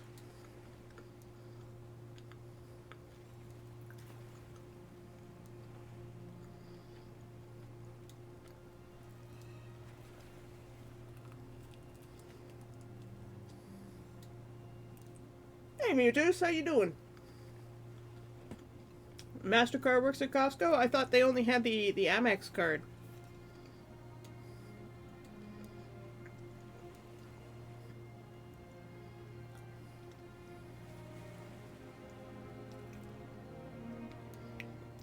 Well, you see, that's why you get a freeze dryer, Neff.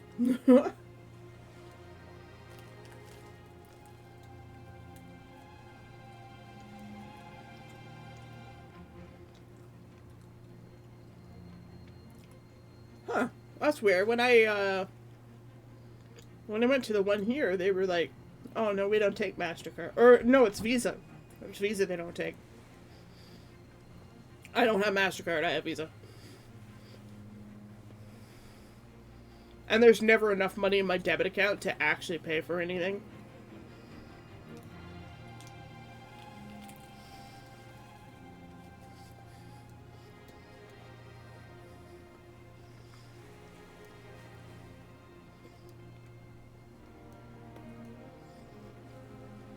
Yeah, they accept Visa online, but they don't accept it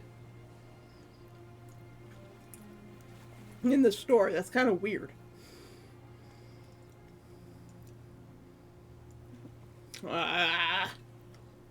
These companies and their exclusivity deals. I really hate that.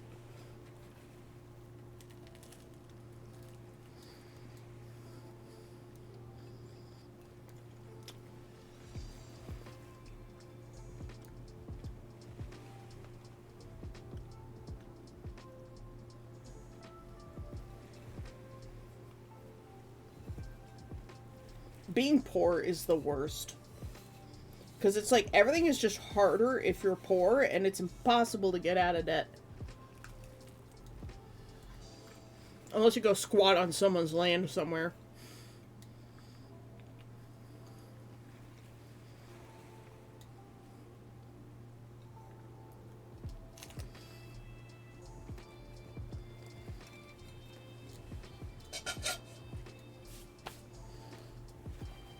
Well, that's the end of my bread.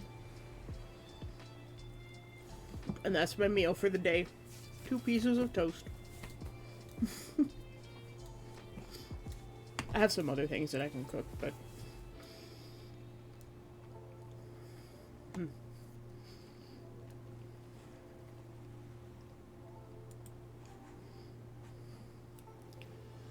We've really been nattering on for just 2 hours about peanut butter, crab buildings, and old military bases. I can see why people do just chatting streams. And Costco.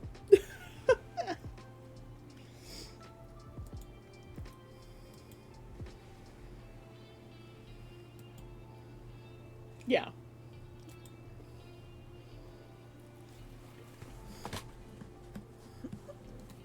And plush making, yes. Basic sewing tutorials.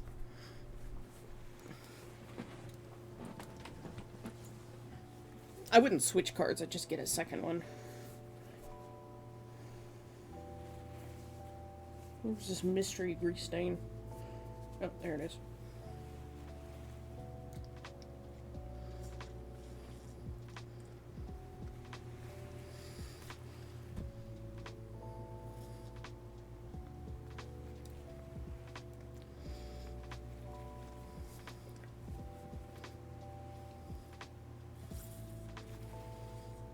I think they'll do 2 transactions now for Costco.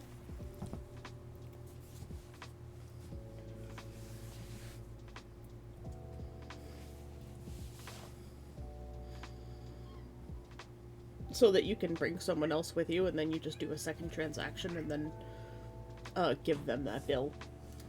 When I went with Sai's parents, the bill was actually just a little bit more than what I had in my account at the time. Well, yes. You just... The same person pays twice.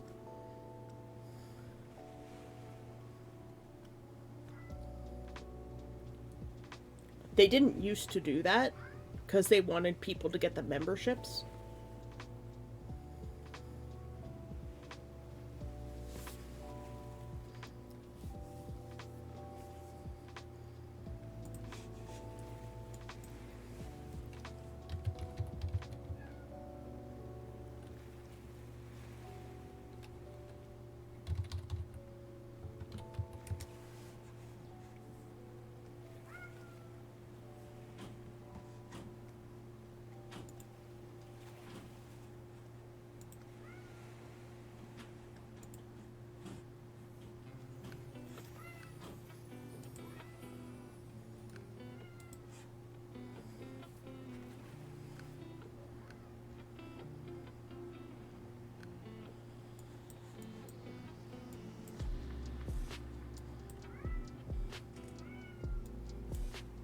Yeah, the nearest Costco to the base location would be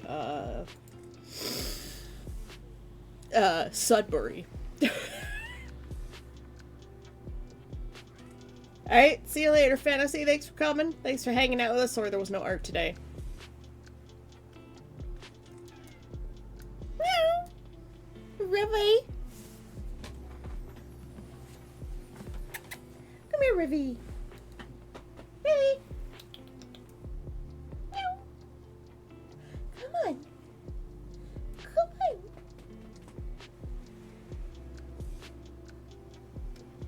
Come on, Rivy.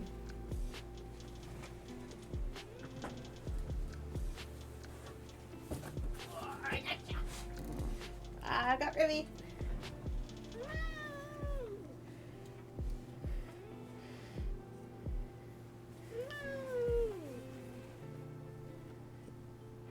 Do I just pass the...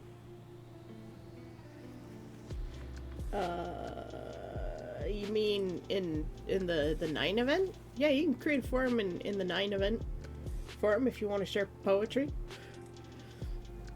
It's just going to become the writing sub-forum at the end of June, because I don't think anyone's participating in 9 except for me.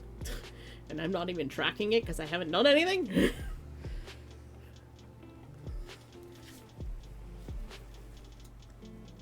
River.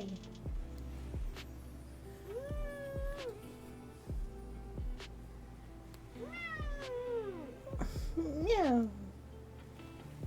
What's all this on your chest? Goes in the trash. I need to vacuum my room, don't I? Either or. Your thread is yours to do with as you please. I might change the art and crafting and stuff to also sub-forums. Or like create forums for those channels. So like if you just want to like chat about random stuff or share random things, there'll be the general thread and then the sub-forums to go with them. If you want to like track your own like cool projects that you're doing. I could even just create a projects sub-forum for people who want to track projects of every category, and then you can just create tags. Tags would work too. May do that. He is eating his own tail. He's not very smart.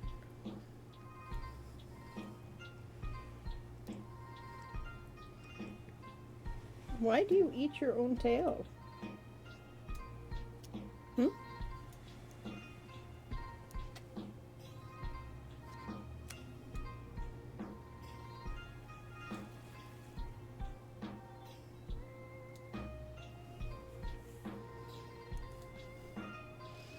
Tail nummy.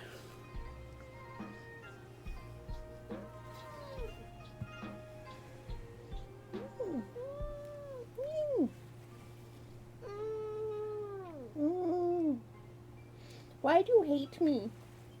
Why do you hate me? I was going to adopt you if I didn't. Why do you hate me? Velcro likes me, but you don't like me.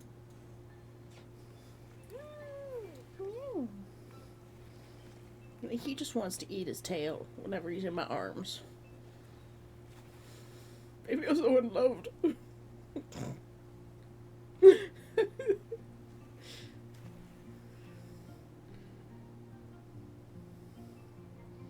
I will never understand you, cat.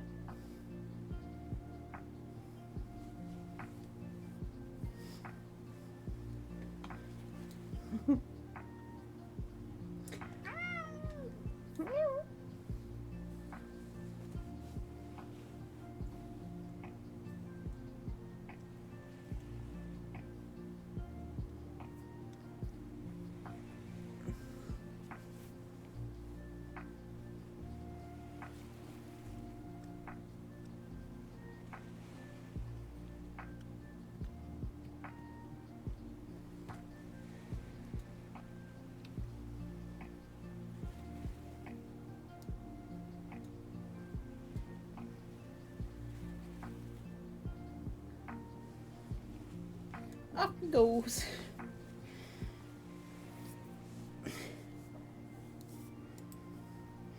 Fantasy already left, Cora. You'll have to do your dir on the own. On your own. There's cat fur all over my face now.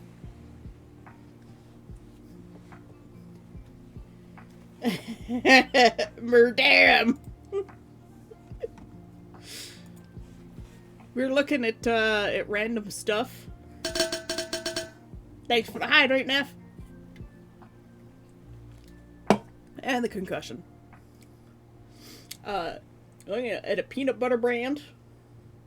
Recommended by Neff. And a posture check on shrimp and spines. Everybody, give your neck a little stretch. Feels good, man. And of course, a crab house, suggested by Conk, who is making a plush D20 presently. It is a beautiful house, isn't it? Crab. That is truly amazing. I love it.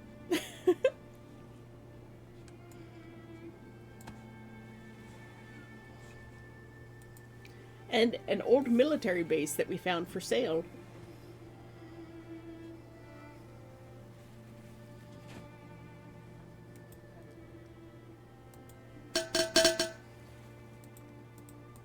More concussions, yes.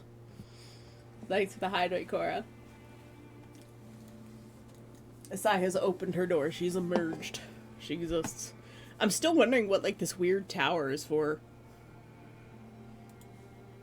Like, what is this thing? I'm so curious. Meow! He doesn't purr for me. Hey, Zio, how's it going? It's for towering. Yeah, like, I just don't know what this particular building was for, and there's no information about it either.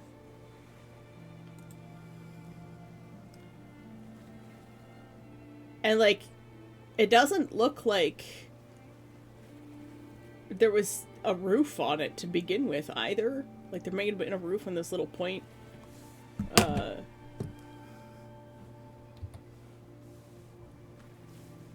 Like, there might have been a roof here. There's definitely a roof here. But it doesn't look like there was a roof here. I mean, if we go back to the aerial shot, we might be able to see... Oh, no, that's the crab house. We'll put the crab house away. What was this? That was the radar dish. We'll get rid of that layer. What was this layer? That's the dice thing. They don't belong in this file.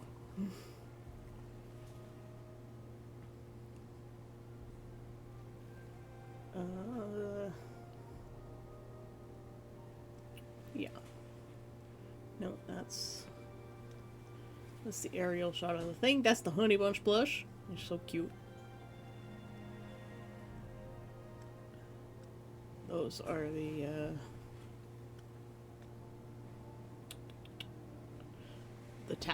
paleo drops. That's the bowling alley.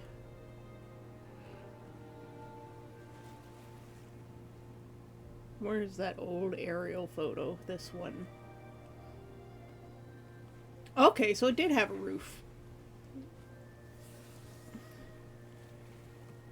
If we look at that, that's the, this is the weird tower thingy. So I wonder what this was for.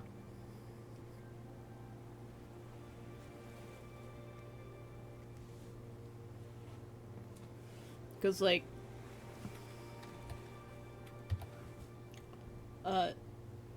this is... This is where I drew that little clock tower thing earlier.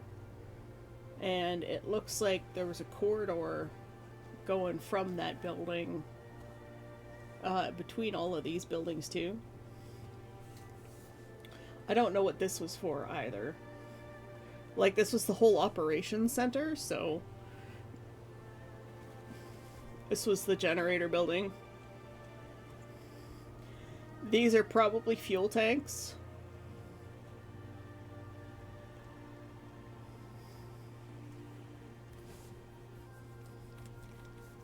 Ain't no problem. Thanks for coming by, NB. We're always glad to have you.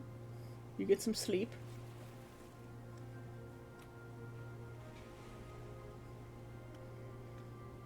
Yes, it was an observation base. Oh. Okay, so you're saying this was the shortwave radio tower? So it probably would have had like a little satellite on it. A little dish. So this was comms. That would make sense. I think these are fuel tanks.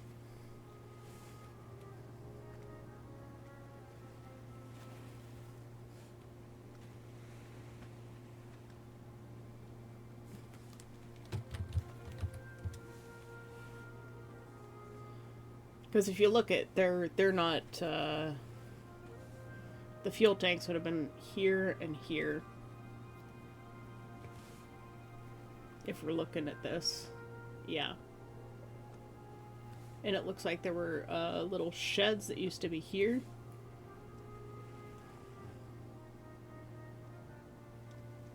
And maybe another little shed that would have been here. This was the second tower. You can see a little bit of the hallway that would have led out from it. Same thing here.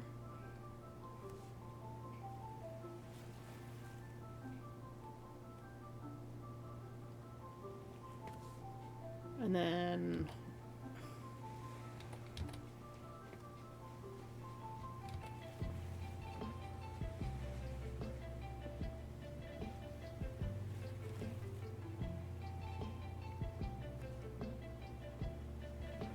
yeah, so you had your... This actually attached into the back of this building, so it was all along like this.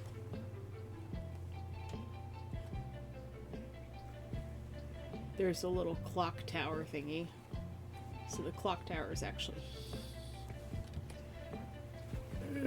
layers! The clock tower thingy is actually right here. I say clock tower because I drew a clock earlier for those who missed it.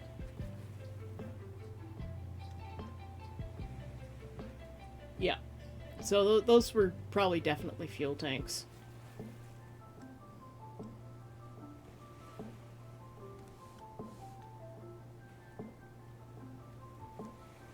There was obviously... There's a foundation here. And a foundation here. With some walls left over. And that's these two buildings. Layers.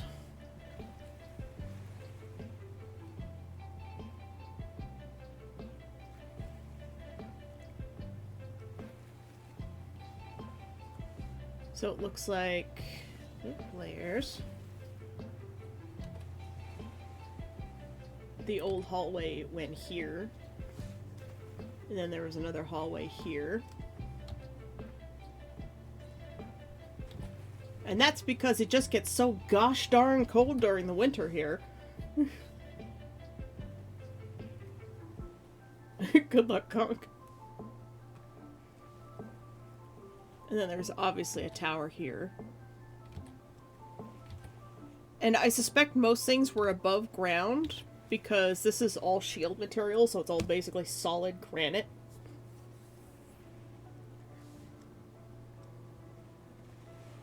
Yeah, and then this would have come this way.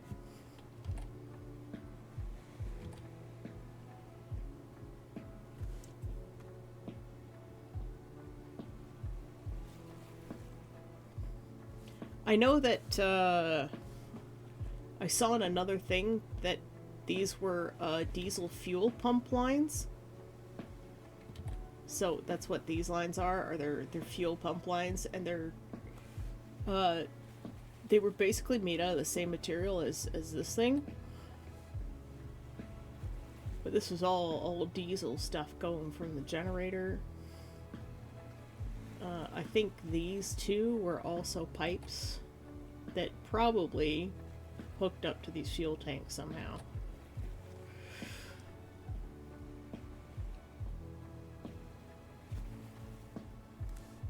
There's also another foundation right about here.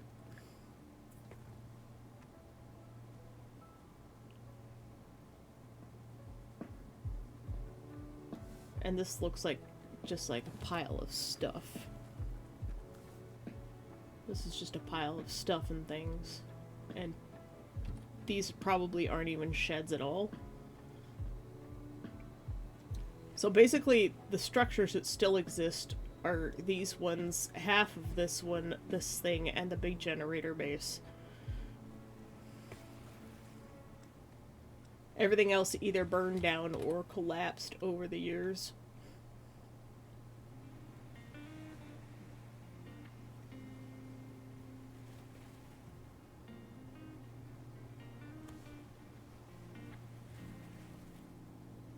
Yeah, it's this one.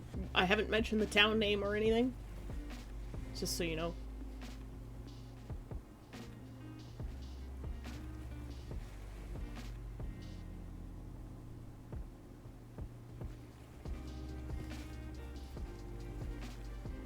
I think this is more of those fuel lines as well. Again, they couldn't bury anything because it's all basically granite bedrock at the surface. Yeah, we've gone down some rabbit holes today. I started by showing this, and then we were talking about like a crab-shaped house and some peanut butter, plushies. Yeah, we went full just chatting today. This is today's DEJ. We haven't done anything. Oh! I accidentally hit the fill. I don't think I've saved this at all.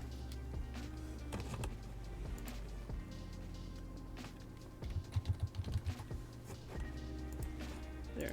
I'll just save that as military. But yeah, it looks like the habitation section of the base isn't within the actual property, so the place with like the bowling alley and stuff are not within the area. But like this is more than enough space to run a LARP town, because look at Beacoline, they have the same amount of space as this land, and they have 2 permanent villages on it. But like there has to be some form of utilities. Like we know electricity is coming up here, specifically for the radio tower, that's owned by the University of Town Name.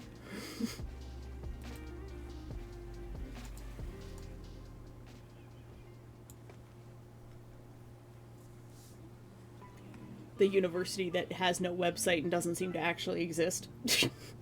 According to Neff's research. But we know there's definitely electricity up here, which is great. And theoretically, there would have been, like, water and sewage coming up here somehow to run this operations center. It's probable that maybe there's a septic tank somewhere? Question mark? But that's one of those things, like, you need more information on the history of the property to really know what's going on. But it could be a really cool place.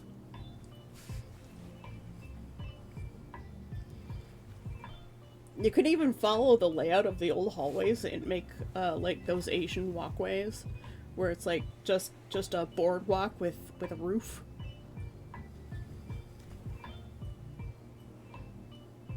Fuel and pollution wasn't much of a concern in the government in the 1950s. That's true, but, like, because there's electricity going up there, like, power's not a concern, right? I would turn the generator building into, like, a storage warehouse, workshop area for, like, the whole project.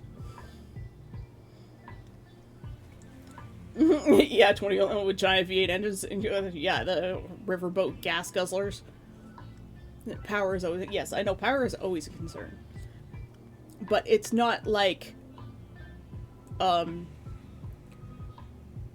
it's not a huge issue on this property like it would be if you were to get something out in the middle of the wilderness with an unorganized township and,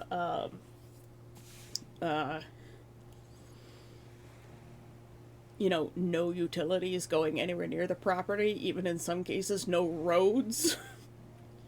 I did find an unorganized township piece of land very nearby to this one. But it's only 160 acres. But it's considerably cheaper, but you can only get to it by crossing through Crown land. And there's no road. There's no road, there's no utilities, there's no way out to this place. Even though it's right nearby one of the towns, you still can't get there without, like, hiking, snowmobiling, ATVing through Crown land to get there, in which case there's no trail, so you're basically on foot. The olden land yachts, yes.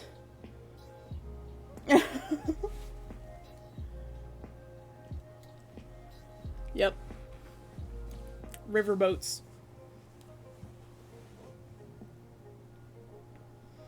And now we're like, efficiency! Tiny smart car.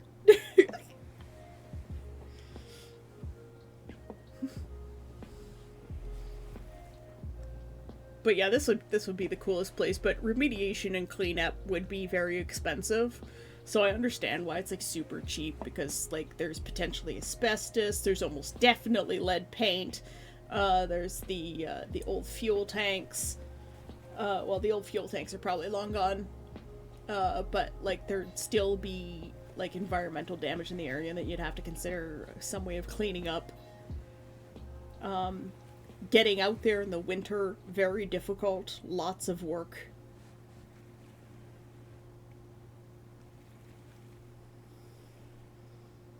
Classic styling of modern tech, oh yeah.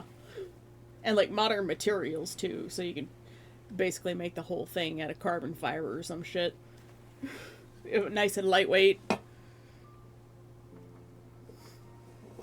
It's kind of surprising that hasn't come back yet, but at the same time, it's because of aerodynamics.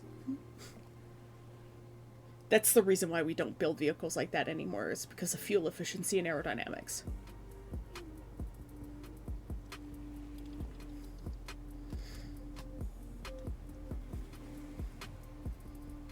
It would still use a lot of fuel if you built it that way. Style greater than aerodynamics. Yeah, and until you look at the drag coefficient, and then you're like, damn, I can't drive this car any faster than 35 kilometers per hour. Otherwise, I'm like quadrupling my fuel usage. All vehicles these days look the same. There's a reason for that. It's aerodynamics. One of the latest Hyundai electric cars is pure aerodynamics. It looks like shit. Yeah. Basically, our cars should look like planes without wings for aerodynamics purposes. You're basically just driving a bullet vibrator around.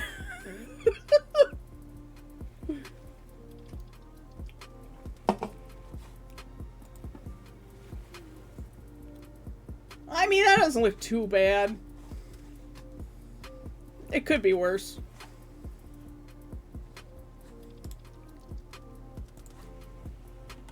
Well, we'll bring it up on stream just so, you know, there's a record of it. That's what we're looking at. It doesn't look too bad. I mean, it's still better than a Cybertruck, let's be honest. Looks like a generic car. A ripoff of the Chicago Bean.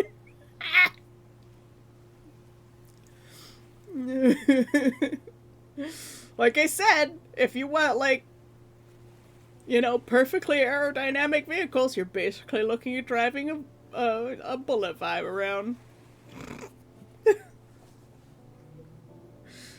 My chat is definitely not for anyone under the age of 18.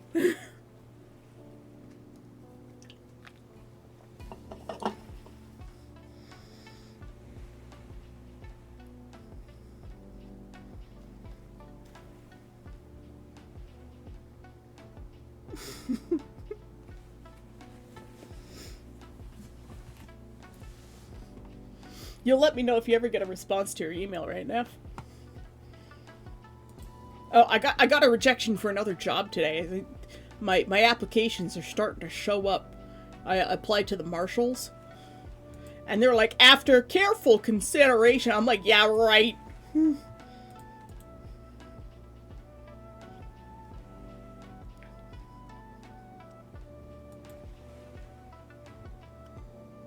would have been better off making a Brontosaurus conch.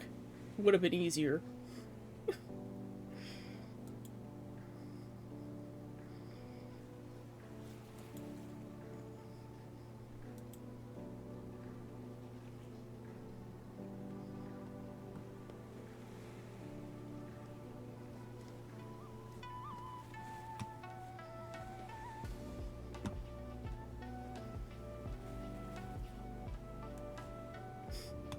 I do not envy that amount of work.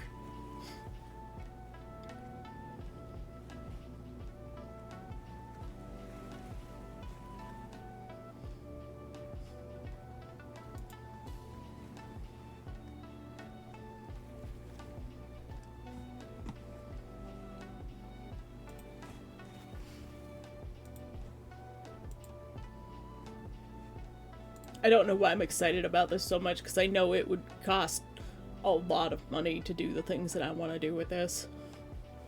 Like, a lot. Which is why the cost of the land is too much already. Certainly a lot of elbow grease will have to go into this. A lot of scavenging.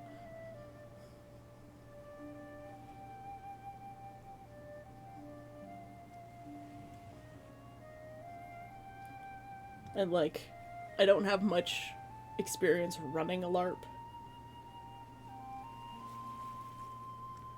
But it would certainly be a hell of a cool thing to do.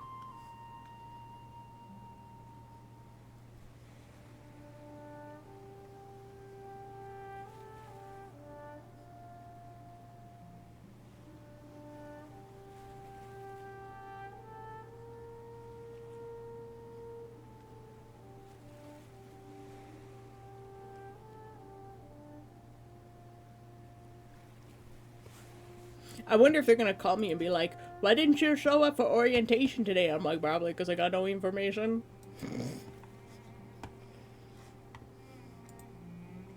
I think they just assumed I ghosted them for a better job. You made something for me? Oh.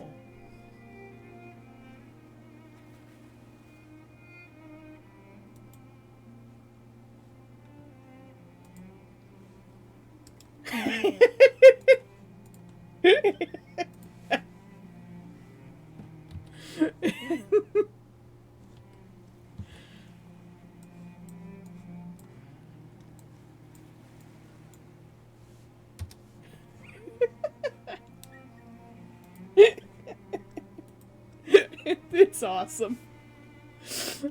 Yep, Chicago Bean.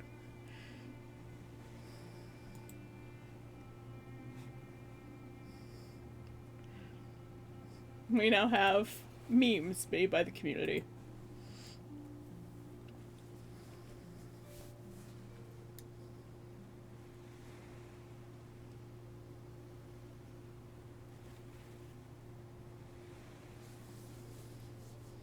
Hey, Si, I remember how I said Mathis wasn't cleaning like the base of his tail properly. He's currently having bathe and cleaning that exact spot. I think he's starting to get aged. He's having trouble being as flexible as he was.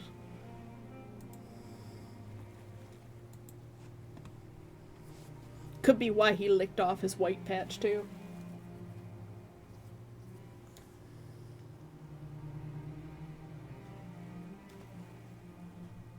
He's a good boy. The Chicago Bean.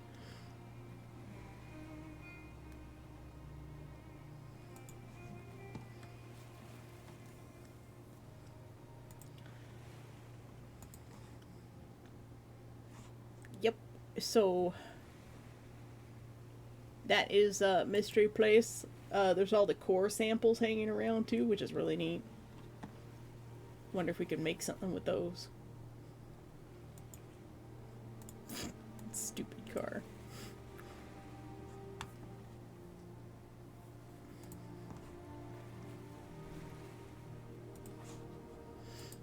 It is definitely not a nice car.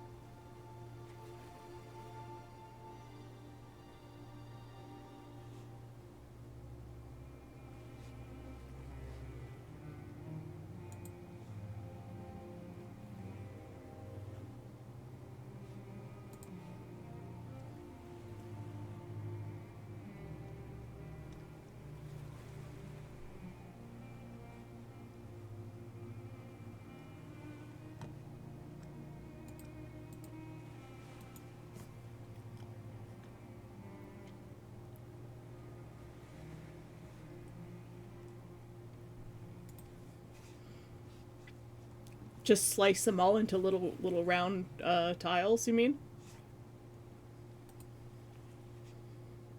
That could be really a neat use for them.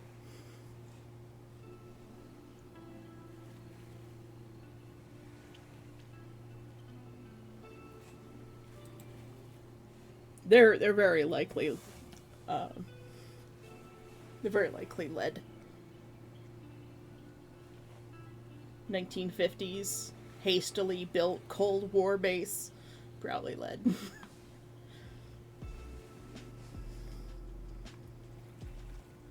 That could be like a really neat use for them.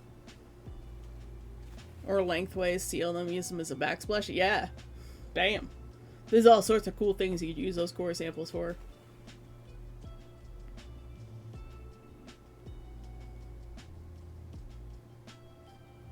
So it looks like somebody else owns where the like habitation section of the base used to be. But it would be cool to own like the whole segment of it. It could be the second LARP town if we earn enough money from the first one. Maybe we should contact the Beakeling guys and ask them for advice.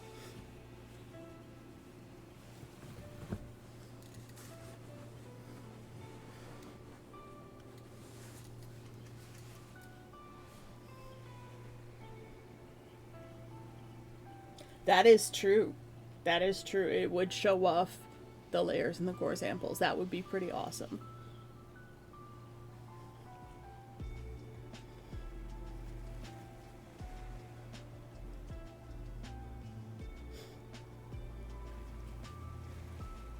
If the core samples are still there, that would be pretty neat.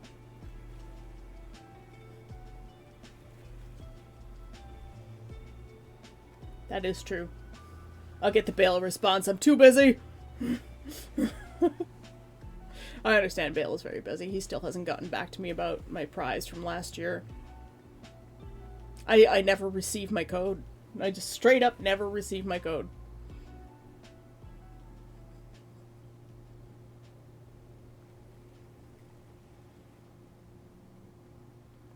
Everybody else got their prize except me.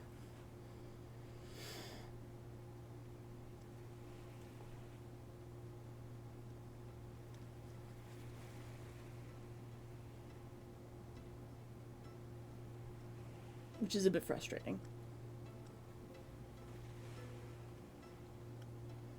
Yeah, I messaged Bale about it a couple months ago, and he's like, oh, okay, I'll put it on my docket for next week. It's been, like, 3 months. But, you know, that's Bale. I don't want to be a bother, either. Like, I know the man is is mind-bogglingly busy. I would love to work for Berg Schneider. I do have experience in events management. You know, just to get experience doing the sort of things that they do.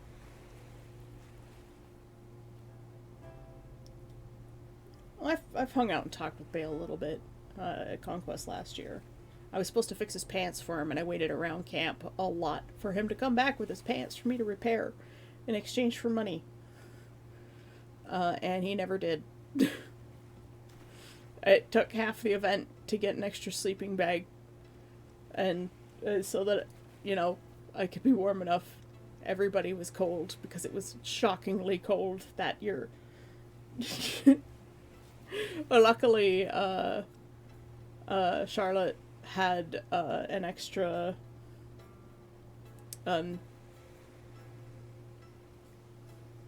blanket. She came with the camper that they disguised to look like a tent, so they had like all sorts of extra blankets and stuff. It was pretty great. Well, fires had to be contained within pits, which is like those metal fire basin things, which is absolutely reasonable.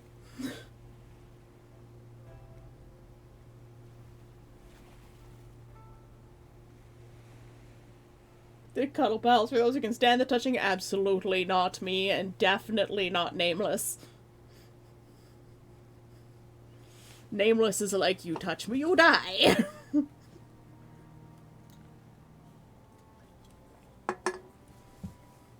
He doesn't even shake hands. He bows. His greetings.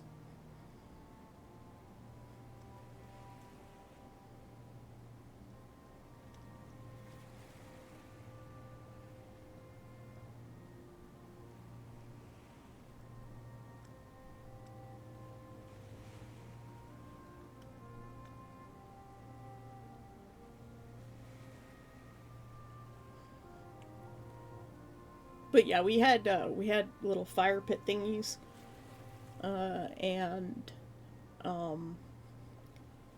it was just that for some reason it was really cold at night, like shockingly cold at night. Like it would be 25, almost 30 degrees during the day some days, but then like at night it would get down to like 5 or 6. Gotta love that that infrared heat loss through the atmosphere.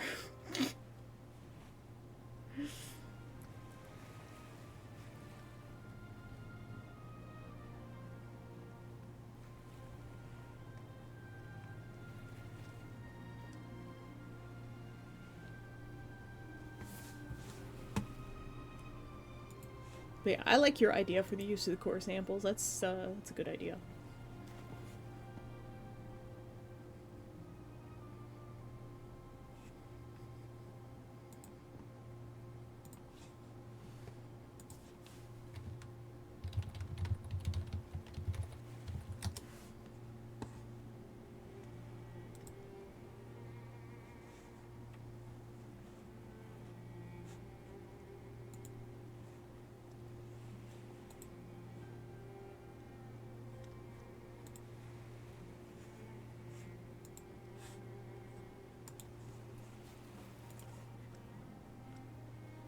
Also, I was thinking for like where the walkways used to be. God, all the images are so big.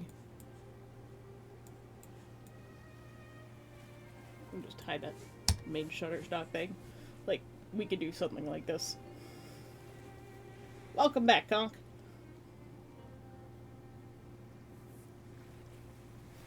Just put covered walkways so that when it's piss pouring rain or there's lots of snow, like you have a place to walk that's, you don't have to salt or scrape or get muddy.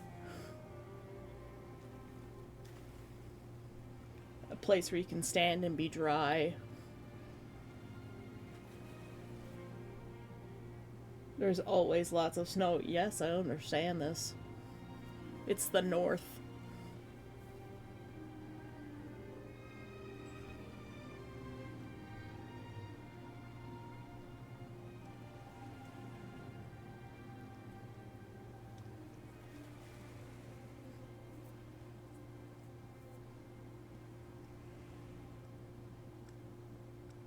See, this is why in the older pictures, where is it? You could see like they were just completely enclosed. You can see how much the snow built up just blowing around. There's lots of trees now. They had obviously clear cut the space, so there would probably be a lot less blowing snow build up around the buildings because of all the trees.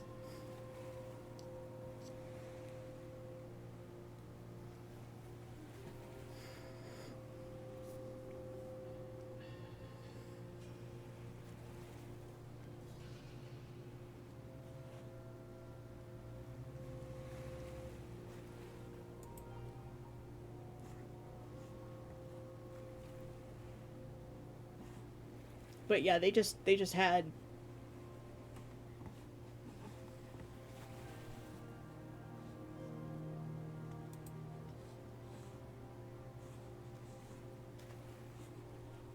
you know what's strange about that picture?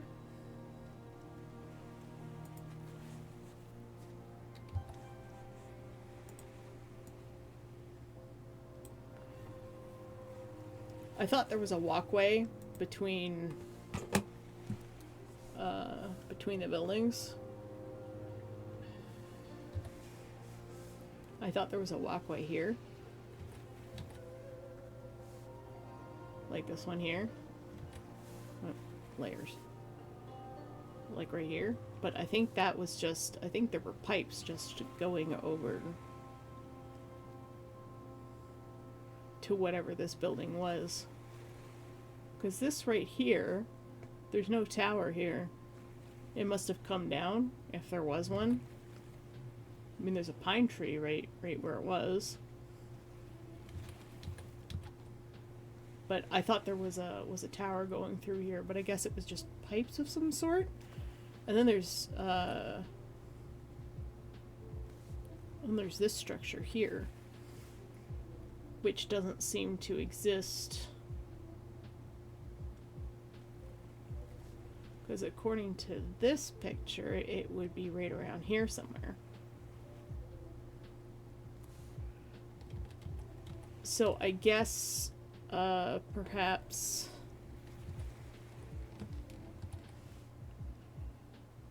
maybe this tower was built much later. Yeah, when the time comes. I mean, if the time comes.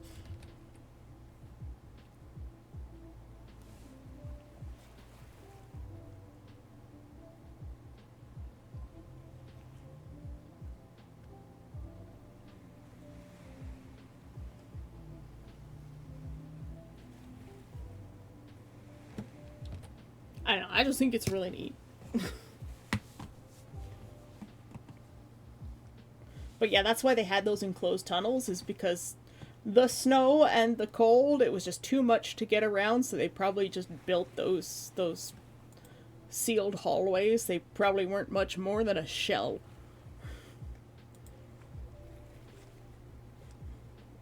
And that was just because it was too cold to get around.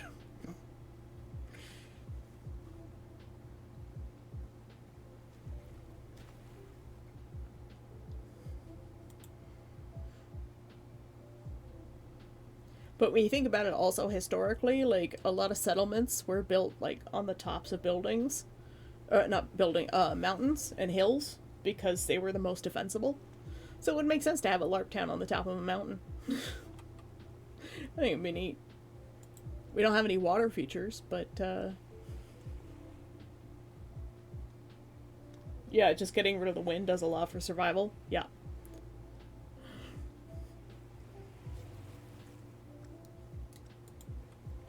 I don't know. I think it would be neat. And, like, so many trees have had time to grow. So, like, it's gone back to nature. I think that's rad. You could probably explore the area for months and still find things that you didn't know were there. Because, like, clearly there was a road that went all the way around, but that road has now been commandeered for part of the is the path up to the radio tower. Like, yeah, I think the thing I thought that I just said was a road, I think is actually the fence. So there was a fence at some point that went around it. Obviously, because it's a military base, so they would have had to fence it off to keep you from sneaking in.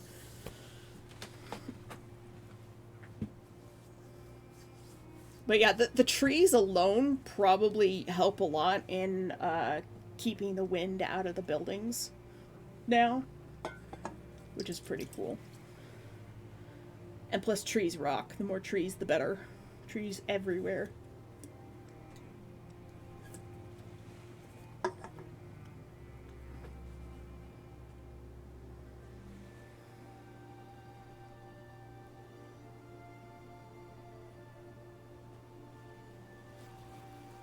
It is kind of heart-shaped, doesn't it?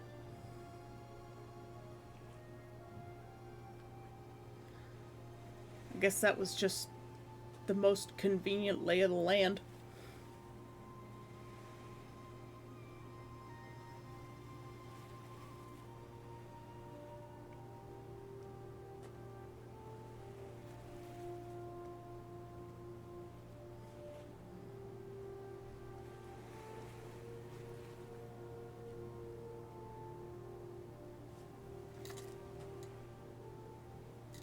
Thought I heard something weird. Tracking? Hello? Oh, there we go. Anyways, it's super neat.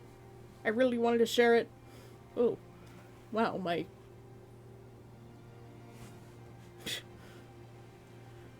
bars went down to red.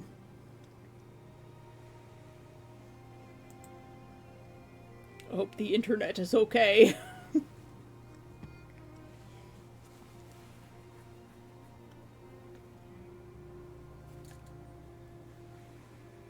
Ah, there's grinding happening again. But it's more like multi-tool grinding, so it's like me. Just vibrating through the building. I love living in a tower.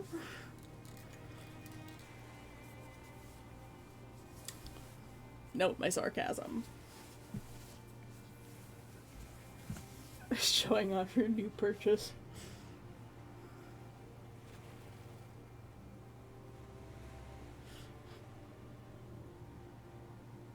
I wish I could afford this, man. It's more that grinding noise.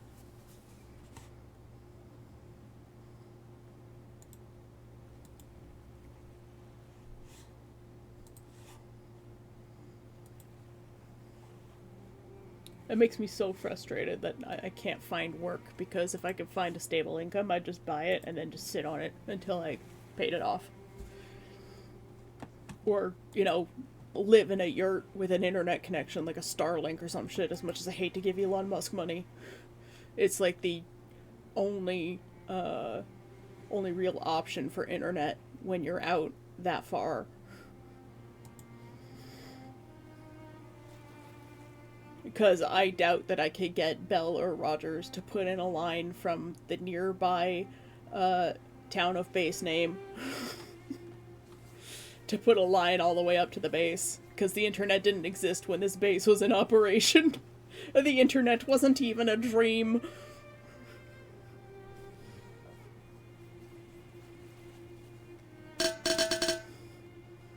I have to go get liquid sustenance, Neff. Well, we're getting the stretch now. I was gonna stand up. Oh, full body stretch. Yeah. Oh, that felt good.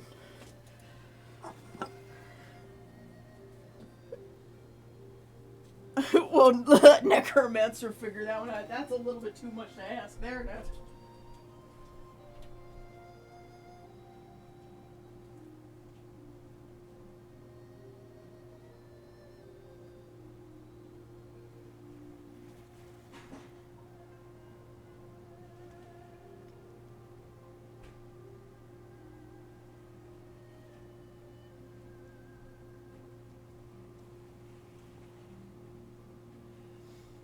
And like when you think about it, how long you have to spend rehabilitating the place.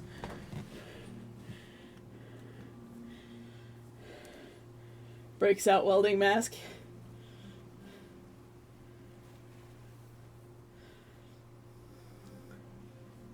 They'll ask for a minute or tell you to go to Starlink, yeah. You know, you wouldn't be able to use the facilities either until you've made them safe.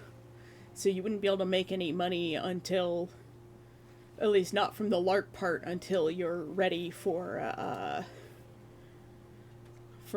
clients to come up.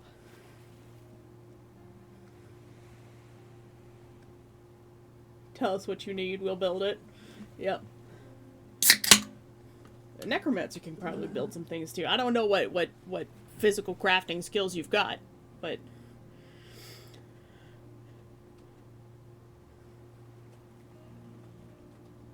time to monetize fixing this old property video is absolutely 100% I would. I would. 110,000%. I've got a phone, I can record with that. As a matter of fact, I have two phones. The one I use for tracking here, too. Get 2 angles. Wow.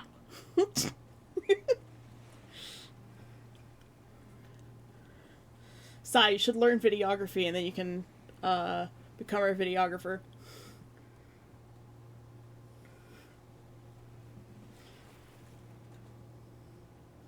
And Neff and I will do all the hard work.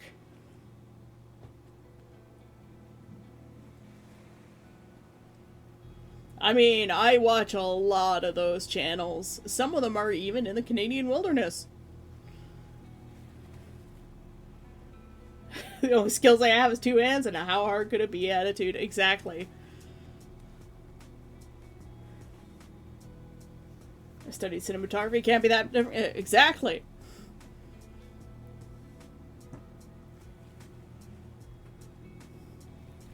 And the cameras these days only make it easier. We could build a garden, and we could do like a small farm on the property to make money in the meantime. Get my bees going. Sell honey. In the town of base name.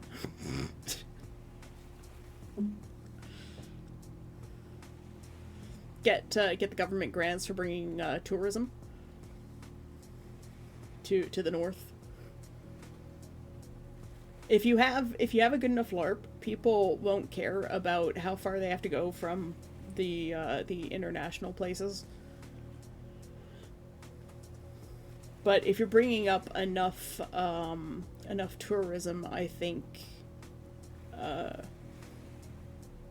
rent out space for campers. Absolutely, that is part of the plan, to offer glamping on the side during non-event season, as well as classes in things like blacksmithing, because Neff already does blacksmithing. Neff is already an actual blacksmith. I think he's getting into jewelry, right, Neff? You're getting into jewelry craft?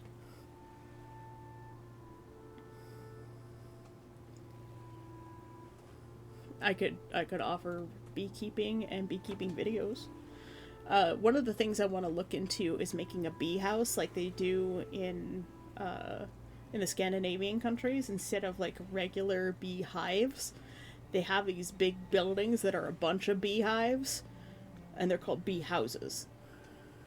And they're completely enclosed in the back. The bees go out the front and the people go in through the back.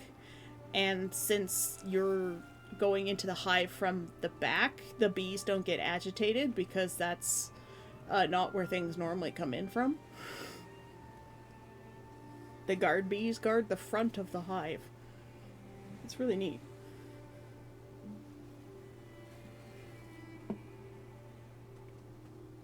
Nearest international airport is 7 hours away. There are tiny airports that are nearer, and like, for example, the one from Timmins has, I think, 2 flights a day down to Toronto. One in and one out. But, like, if there's more people coming on a regular basis, there's also more reason to increase traffic to an area.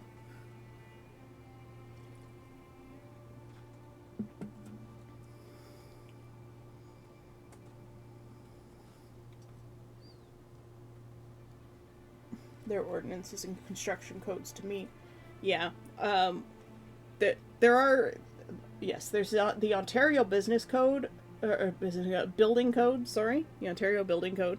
And then there's municipal building codes. But for the most part, you just go talk to your municipality and show them what you're doing.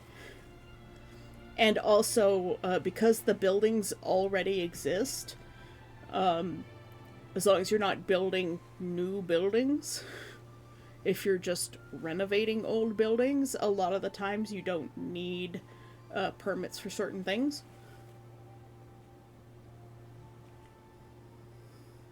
And if you over-engineer stuff and they come and take a look, they'll be like, yeah, this is probably fine.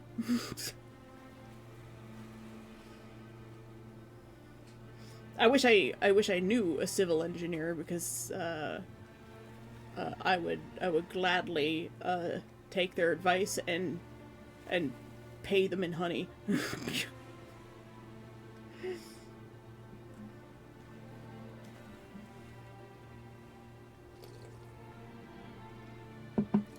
Maybe we can convince them to get antique classic aircrafts, make that another business. And do what with them? We're building a medieval town. Just want a Silver Douglas DC-3. Oh, I see. You just want one. Thanks for the hydrate, Si. I will hydrate with Coke Zero.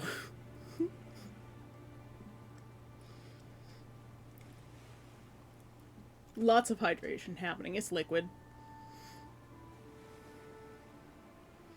Oh, the AC is on, by the way, Si, in case you didn't know, but I know you always keep your window closed anyways, like some sort of lunatic. Much healthy, yes.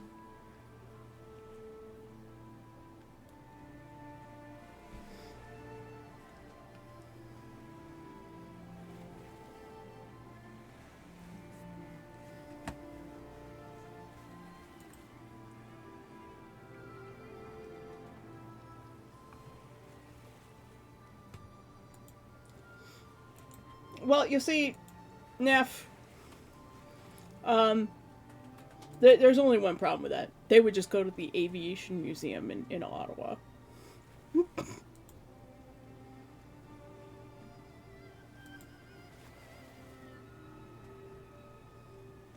And then in Ottawa, they could go to the other, like, 5 national museums. That I don't think that would really bring that many people.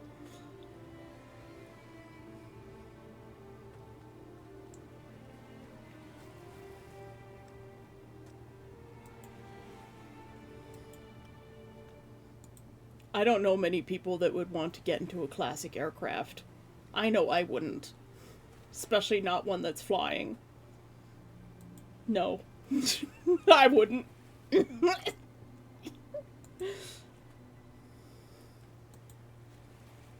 Yeah, that too.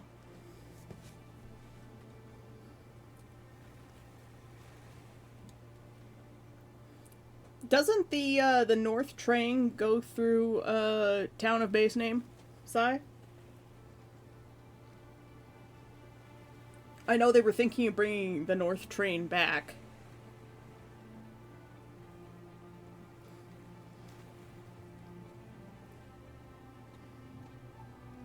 Evan's going live! Oh no! Why is that scary? Who's gonna have all his convention story? It'd be more interesting than what I'm talking about. Evan has a special capacity for chatting. I think I'm getting better at it. I'm still a little bit uncertain as to the things that I talk about. I definitely talk about things that I'm passionate about, which most people don't think are that interesting, but...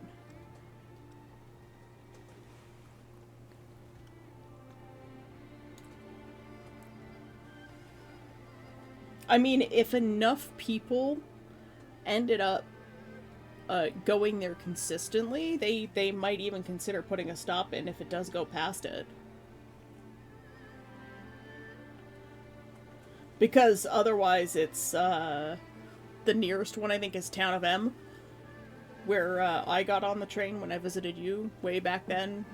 That year the forest was on fire in Ontario. Lofty goals, indeed. But if we didn't have people dreaming of lofty goals, we wouldn't have things like the CN Tower, or the Burj Khalifa, or the International Space Station, or Bicoline, Conquest.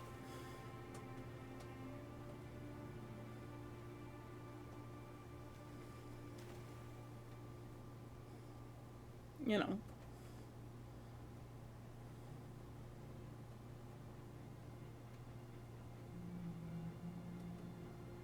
Hey, you're the one who was talking about the airline.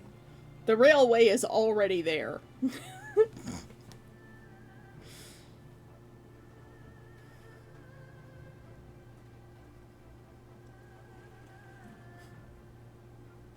The railway is already there. Hey, Ross.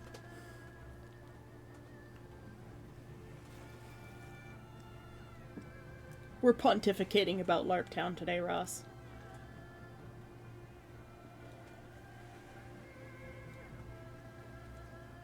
Have you ever considered becoming a pilot, Neff?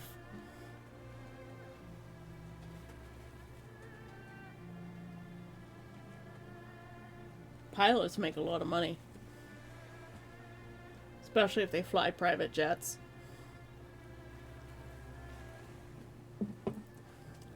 I'm good. How are you?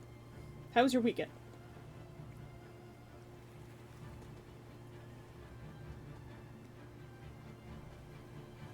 An F for you, Corsair. I don't know what that is.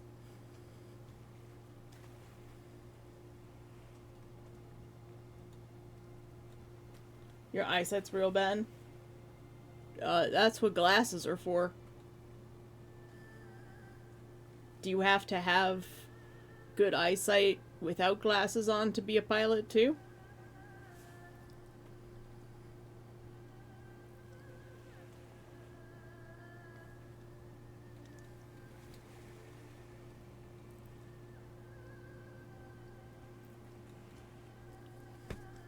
I would have thought that, that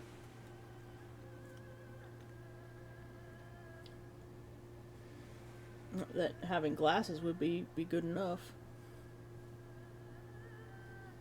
Even with my glasses, I can't read the street name on sign until I'm in the intersection.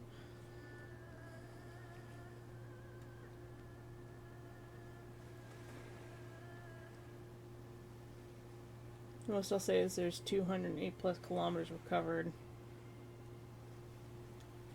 And a lot of internal screaming. You had to do a lot of driving over the weekend, Ross?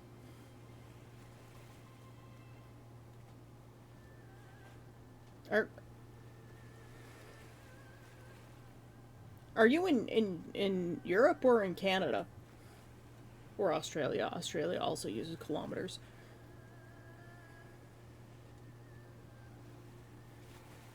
That's a lot of driving.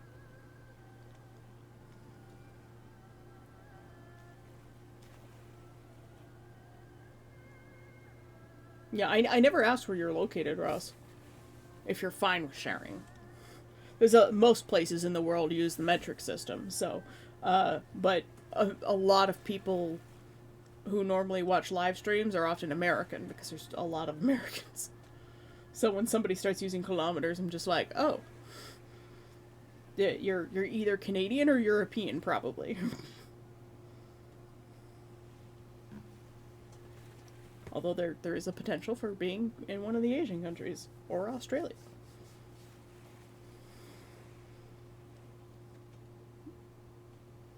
Obama Prism? What? Conk? Oh, okay. You converted for us. How much is 100 kilometers in Eagles and cheeseburgers? They measure those larger distances in washing machines and football fields, yo. Oh, wait. You, because you're also American, Zio.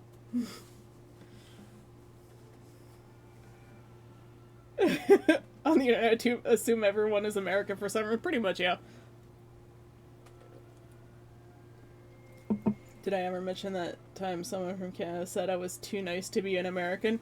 Most of my American friends are too nice to be American. They're all honorary Canadians. The answer is 3. 3 Eagles and cheeseburgers.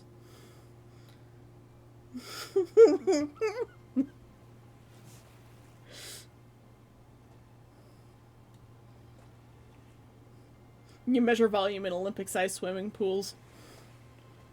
And big gulps for smaller measurements.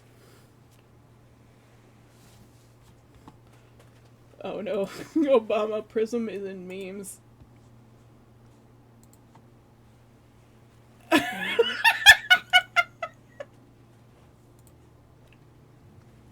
This is a biblically accurate Obama.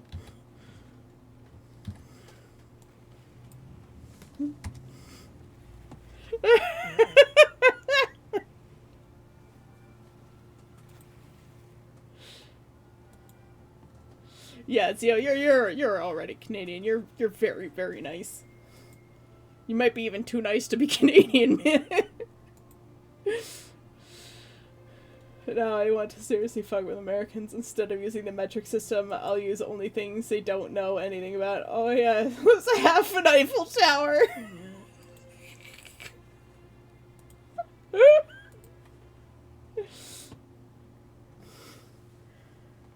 Also, more into motorsports than any other kind of sports, which for some, I'd stick out given my demographic. Ross, why aren't you a footballer?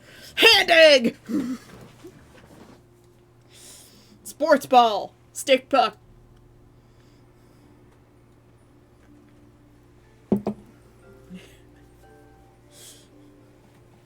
I'll never understand sports, and especially, like, the love of violent sports, like UFC, football, hockey, you know. It's about a quarter of a beholder. That's for the nerds. The nerd measurement system. It's a lot of eyes. Yep.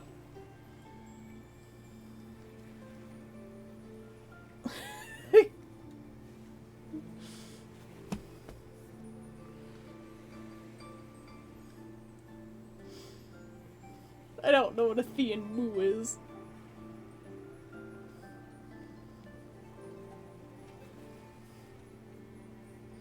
What's that from, Neff? The 2/3 of a death slad.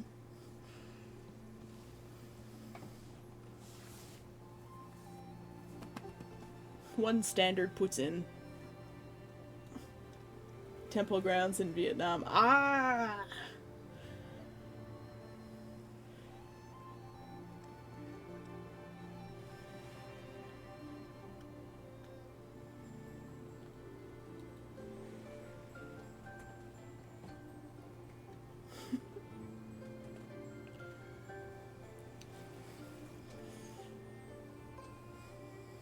It's the length of 3 CN Towers. Tesla?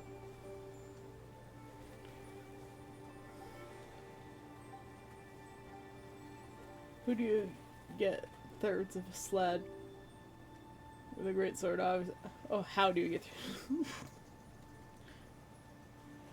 It's the same letters.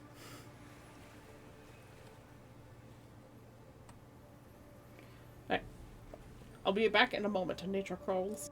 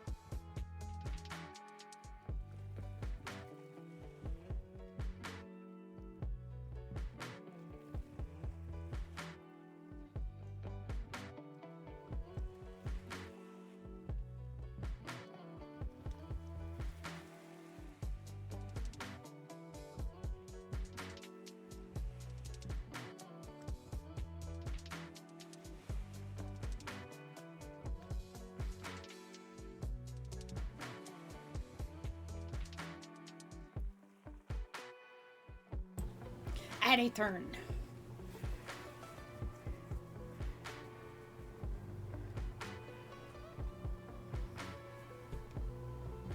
According to my measurements, it's a one shambling mound in height and a from length and width. New Starfleet officer, and my choices are Pecklet or Bolian. Meaningless to me. I hate driving. I need to learn how to drive. Like I know how to drive, but I need to have better skills at driving. I just hate driving because there's too many other stupid people on the road who shouldn't have their licenses. And I don't want to add to them.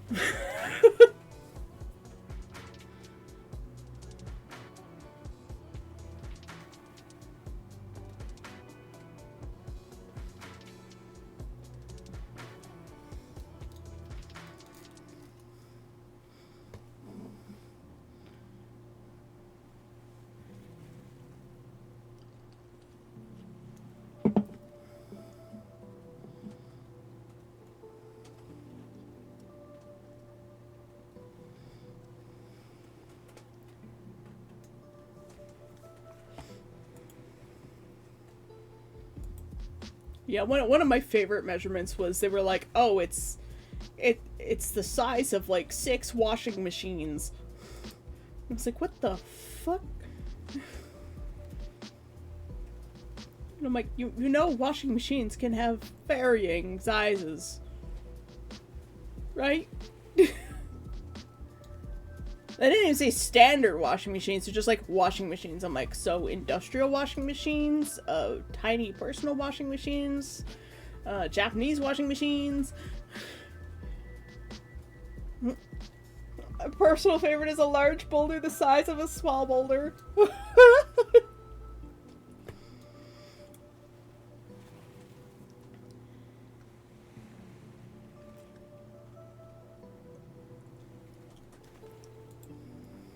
Oh man, Ross, get some sleep, dude. Where are they having you drive so much? Jesus, where are they going? The moon?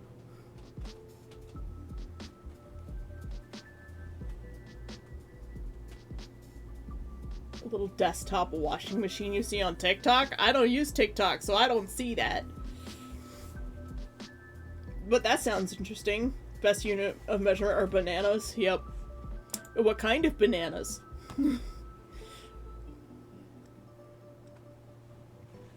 A cursed brontosaurus? A bipedal. Is it meant to be just like super simplified so you're only seeing one front leg and one back leg? Is that it? Well, airport to pick up Dad on the weekend. For the sibling whom stolen plenty, whom I've given an affectionate elaborate nickname. Really profound one. Fuckface. I understand. Sophia tested it one time. Oh, okay. Hey, nachos! Just to match your grading there. There's more than one kind of banana. I mean, there's the Cavendish banana, and then there's the modern day banana, and then they have like mini versions of bananas, and then there's plantains, which are also a kind of banana. And then there's, like, baby plantains. And then bananas come in incredibly different lengths. Just regular bananas. Have you seen how many different lengths of bananas there are? Like, damn. If we're measuring the length of, like, 5,000 bananas, yeah, you could be off by a couple hundred feet from the end of that. Maybe a couple kilometers. Depending on how many bananas you're measuring. Hey, fuckface to court because of legal consequences of stupid actions. Nope, but it's almost human but with no arm. What? That is cursed. Okay. I go to bed already waiting for my food to digest before I lay down. Wow. I'm good today. Nachos, how you doing? How are you? we're doing a just chatting stream apparently. We started out as art and chat, and then art didn't happen, and we're just going down rabbit holes now.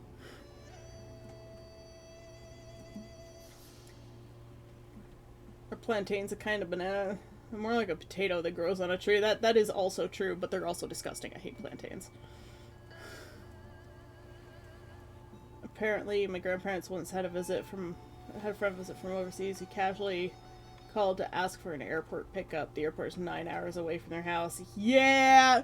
Well, yeah, it's like those things that you've been talking about where you see people coming here to university and they're like, I want to see Canada. You know, should I rent a car or can I just take public transit to go visit places? And it's like, well, if you want to go within your city, yeah, you could take public transit. But if you wanted to go to the next city, you probably need a car. If you want to go to the next province, you're going to want to take like a week off. If you want to see all the provinces, you're going to need like 6 months.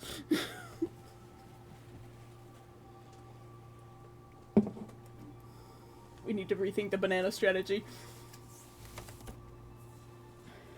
Yeah, it's hot today, Nachos. We have our AC on, which is now making me kind of cold. Okay, well maybe my experience with plantains is just bad.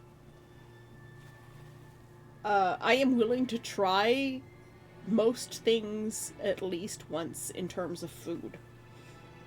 That is my caveat. I will gladly give plantains a try, but I don't necessarily like them. My experience with plantains in my life has been quite negative.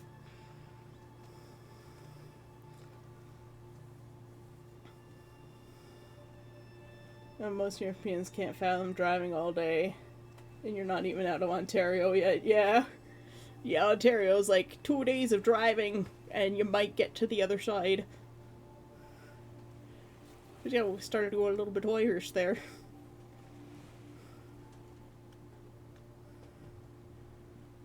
I'm going in a slightly different direction, there's no doubt about it. Become Canadian.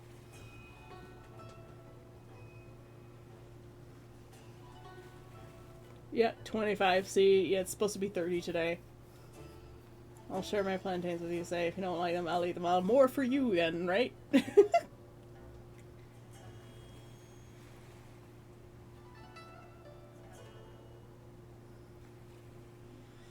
Prior to World War II, most kids probably had never seen a banana in their lives.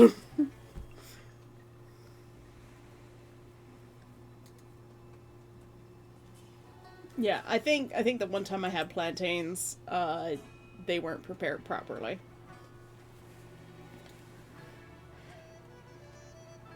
Alright, Ross, have a good nap. We'll probably raid into Evan later.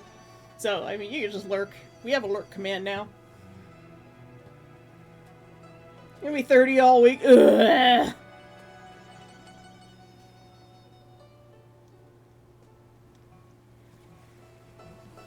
Wasn't that the waffle place, Si, in Uptown? Yeah, try the lurk command, Ross. You can go take a nap in the shade.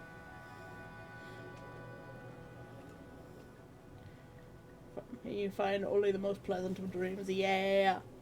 Go enjoy a nap in the shade. I've got hammocks.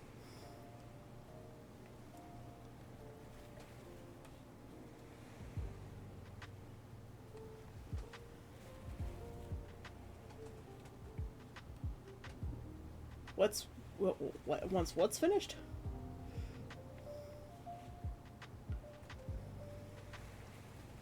I missed something. Ah, if the green will be savory, if it's yellow, it'll be sweet. Ah! Thanks for the hydrate, Nachos. My horns largely protect me from concussions. Oh, the wallet. Nice. Yeah, make sure you share that in crafting or something, or sewing. Crafting. Crafting makes more sense. Because you don't necessarily sew your leather. You don't have to. You could use Tanner's Bond tape like Kit really likes to use. Kit loves that shit.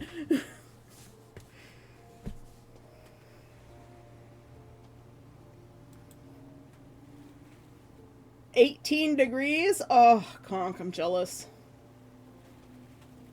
And Neff is at second breakfast. Is that's what happened? Is that what's happening? Oh my god. Oh, popcorn chicken sounds so good.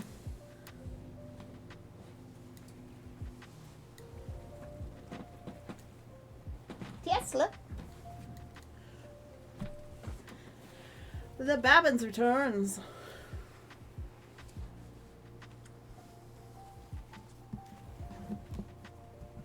Ooh, rivets. Yeah, crafting is a good place for leather work.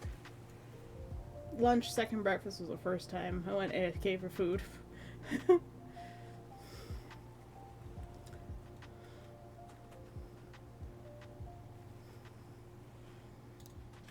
Oh, this would be lunch. The other one was second breakfast.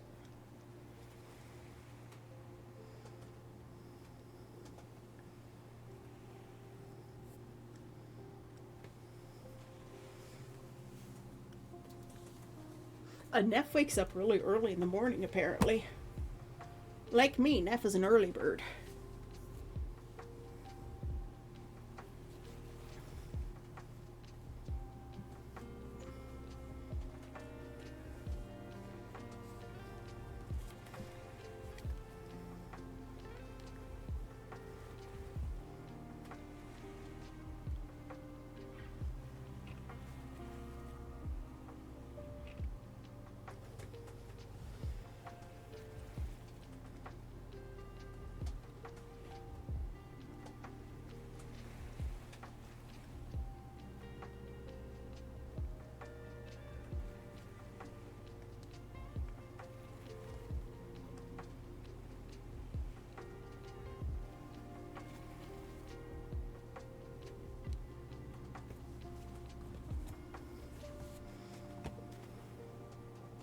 I just took a picture of Tesla. I'll have to go grab that.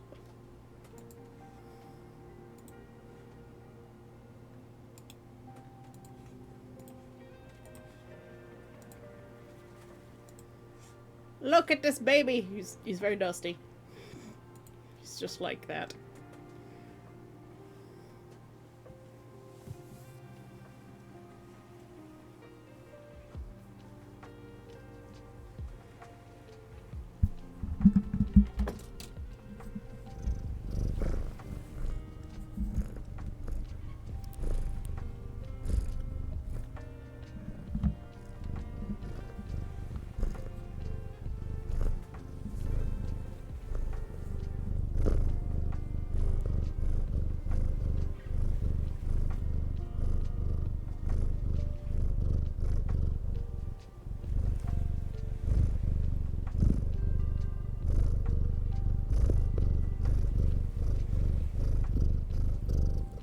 Cat time. You have been blessed by Tesla purrs. Oh, sweet nugget. He's very tiny, so he's actually kind of hard to hold on to because he squirms a lot.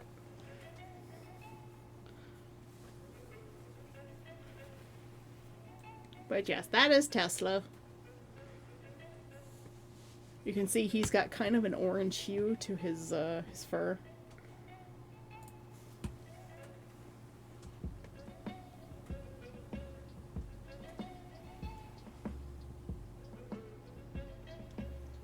He has a couple of white speckles.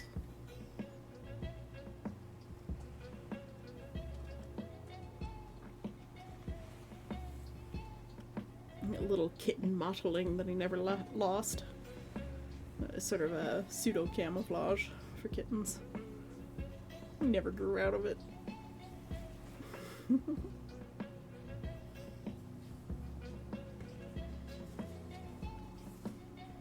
These sweet Babbins. He's just in my arms.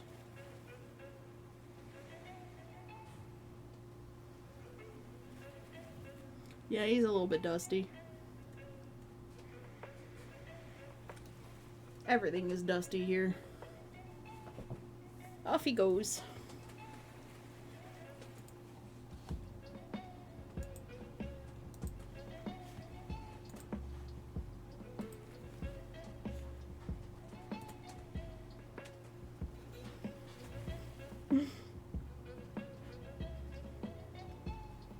I have been nattering for 3.5 hours. I just don't understand how I managed this. Oh, Sai's microwaving.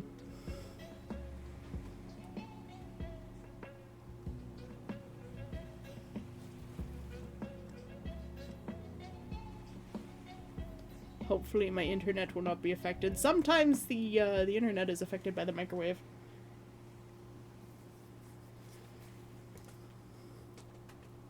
I have killed Sai's stream more than once by making something in the microwave.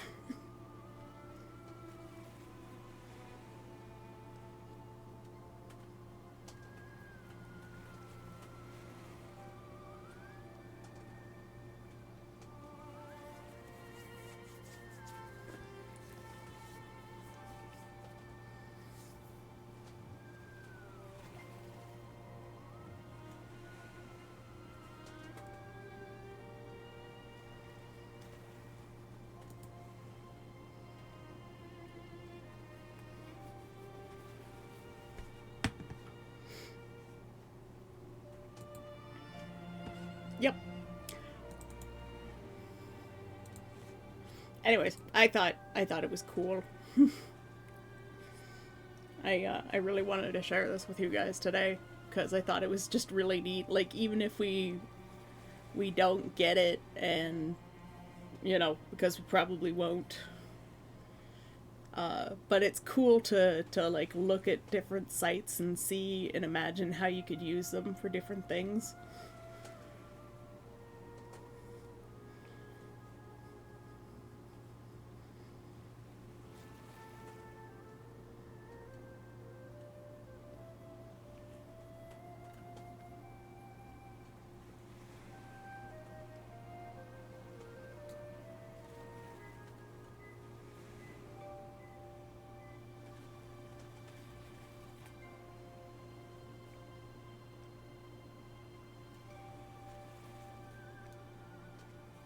Mystical musics.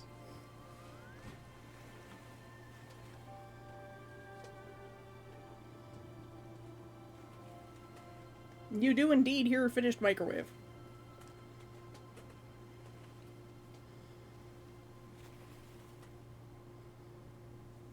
Sai gets factor. Because she hates cooking. And I just never have the energy to cook, so when I make something, it's just like whenever I want to eat something, I put something together. But Sai needs to eat more regularly than that because of like medicines and stuff.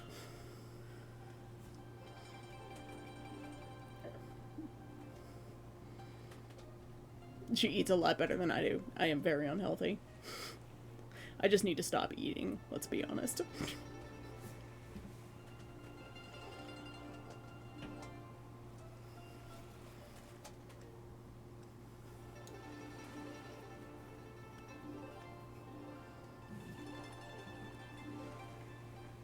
But yeah, I think we'll finish our other DEJ. Today's DEJ. I think we'll do that tomorrow. Because yeah, I don't think that's gonna happen today. I was doing art all weekend. I was finishing up some old pieces, some things that I can't share because they are adult content. Honey mustard chicken. Oh yeah, that sounds good.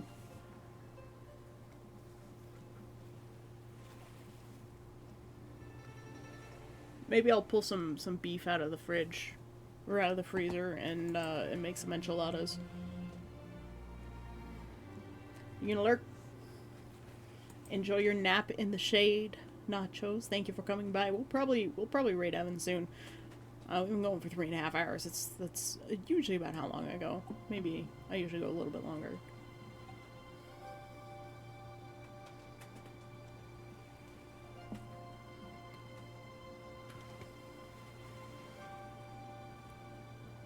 A stretch! Stretch time! Everybody stretch! That's the left arm. Can I do the same to the right arm yet? Oh, I'm getting close to being able to stretch the right arm properly again. Can't wait to harass Evan and learn his tales. Guys, I can put my right arm behind my back again.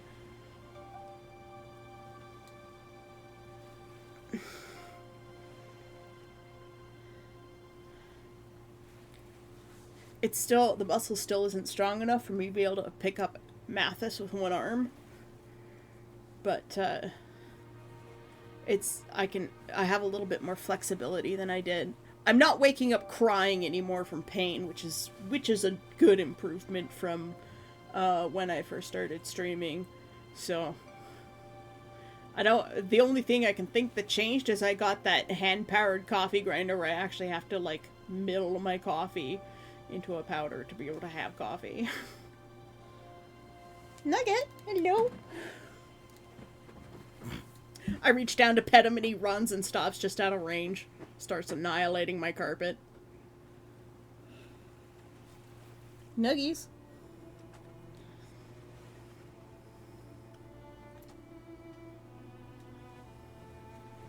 I need to vacuum so badly. My carpet's just covered in thread and cat hair and my hair and dust, and it's no wonder I've been getting a sore throat because there's so much dust. And my desk is covered in dust too. I keep vacuuming off my desk with my little hand vac, and it just like an hour later it's covered in dust again. Ugh. I should probably get an air purifier for my room. One of those ones that cleans the air and then blows it out through the fan. Just to keep the air in the apartment clean. Because during the summer when we have to close up, it's so stale. Can't be good for us. I wouldn't be surprised if that's causing some of my health problems too, especially since there's carpet in here. I suggested to my parents that they just pull out all of the carpets in their house. Just get rid of them. Twitch keeps advertising those at you? Yeah, I'm not surprised. It's because there's so much pollution.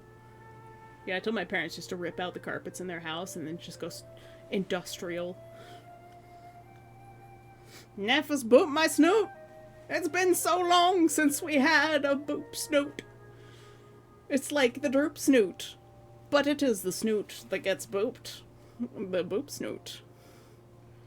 Replacing carpet? No. I didn't say replace the carpet. I said tear out the carpet and go straight down to the OSB, vacuum it clean, give it a sanding, vacuum it again, and then seal it and just live on the OSB flooring.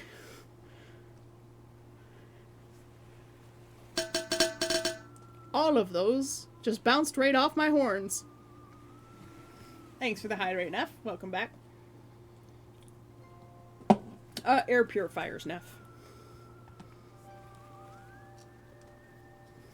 I was talking about how, like, dusty the apartment is, even though, like, we kind of clean it regularly. We clear coat the house. Yeah. Well, I wouldn't want to live directly on the OSB, you know.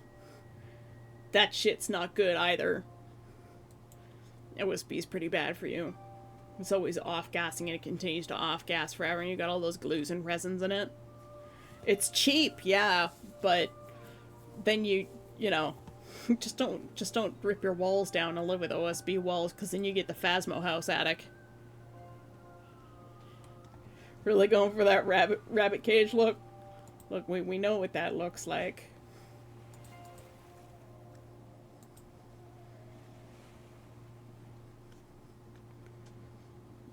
Where is it?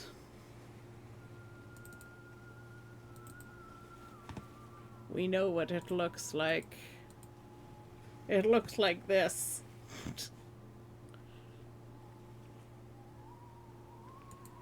Our favorite Phasmo attic.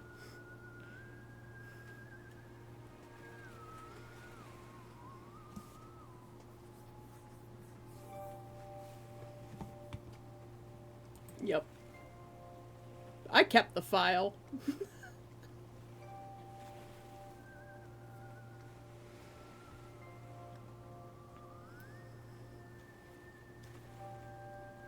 Why pink? I don't know. Why any of this? Oh, your mac and cheese is gone. I'm jealous. God. It's like my carb addiction, man. I'd rather look at this. This is much cooler. I love the Phasmo house, but it's like way overpriced.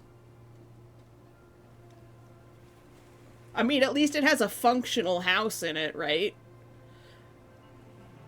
But it's too overpriced, man. I'd rather live in a yurt on the top of this mountain. At least you know you don't have to worry about flooding if you live on the top of a mountain. OSB is glued together wood shavings. Looks like a rabbit hutch right after you finish scooping out the wooden shavings that absorb all the urine. Covered in poop pellets, yeah.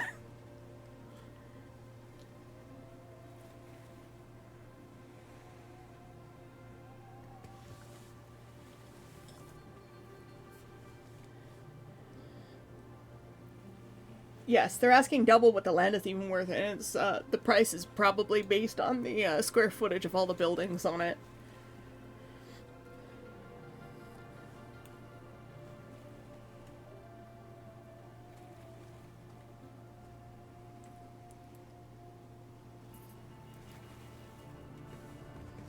And if I recall, the heating is done by, like, oil or something.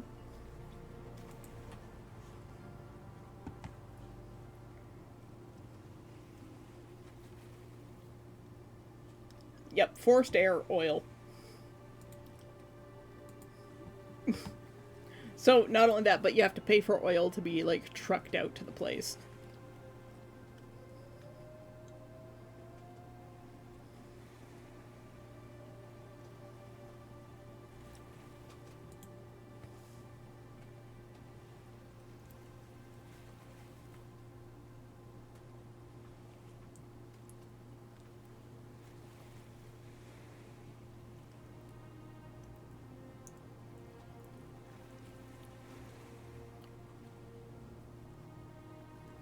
Oh, side, did you know that, town of base name has, like, this big solar field just north of it? Just very slightly north.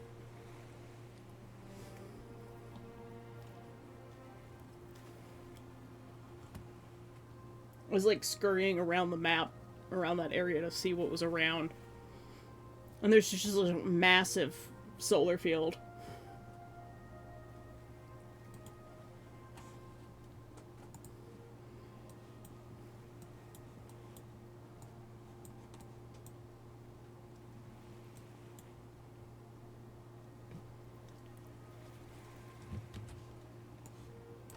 I'll send you a quick screenshot of it, Sai.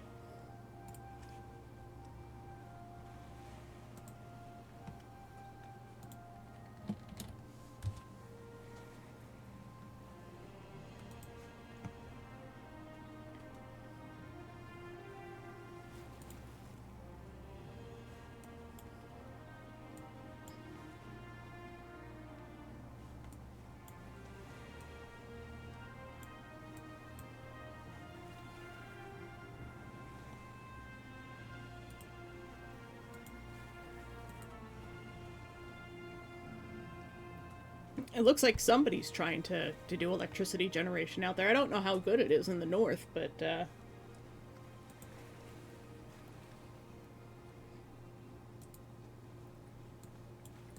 well, yeah, because the highway there just goes right past it, right?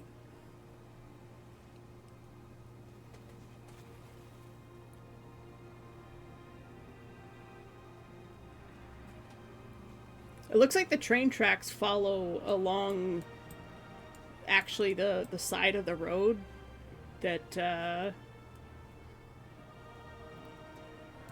the base road, you have to cross the railway to get to the base.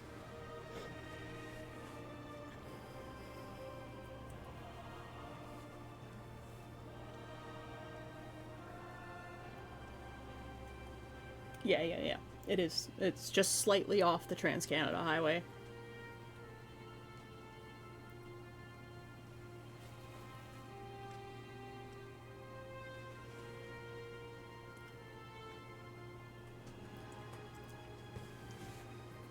Yeah, there's not much out there.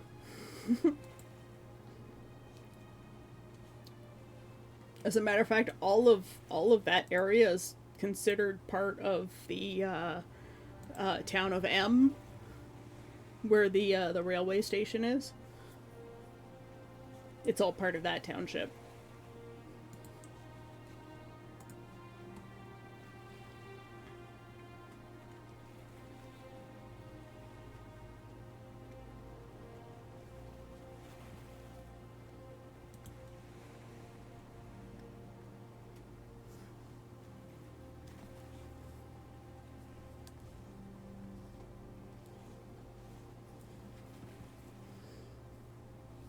Yeah, the whole Phasmo house thing, like, it's cool. This is more land, but it's a lot farther north. Like a lot. Like it's almost twice the distance from Ottawa. That's another reason why Phasmo House is more expensive, is because it's closer to civilization.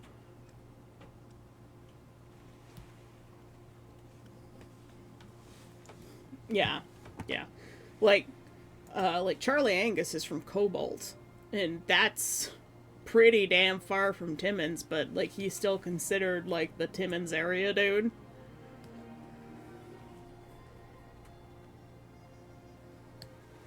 Like everything out there is just a huge distance apart, and they're all like, "Oh yeah, this community's part of this community," and you're like, "That's like 2 cities away down south." It's kind of wild. Like the nearest Costco to this place is in Sudbury. But just by the roadways, it might be faster to go down to like Renfrew or something. Which I actually don't think there's one in Renfrew.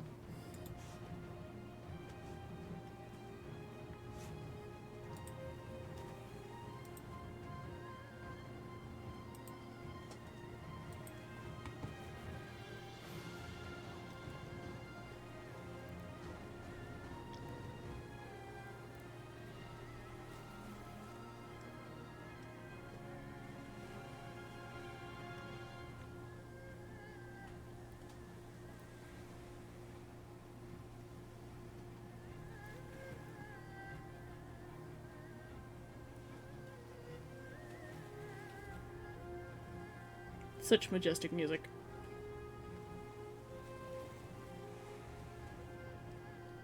This is the Mists of Pandaria soundtrack from WoW.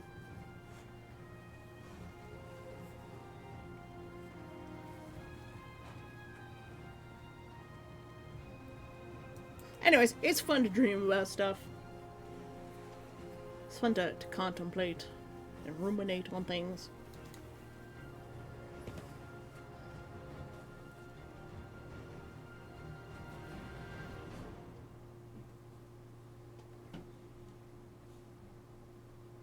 And also, I think abandoned buildings are really, really neat. If I could drive and I weren't unhealthy already, I'd probably be pretty heavily into urbex. And, you know, a dude. There's always that. It's generally unsafe for women to go urbexing by themselves. It's really stupid. Too many people will take advantage of women. They're like, oh, I'm not gonna bother that dude, but that lady. You have to consider safety.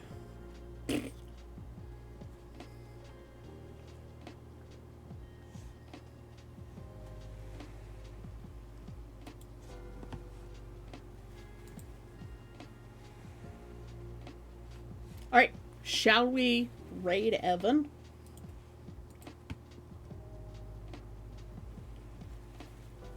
Or should we wait 9 more minutes to hit the 4-hour mark? That's what medieval weaponry is for, absolutely. Sharp knives.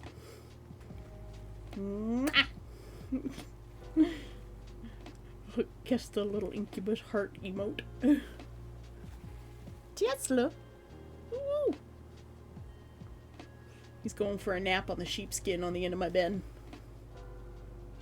Let's wait then, Raid. Aw, yeah, we'll make it to the 4-hour mark. Woo!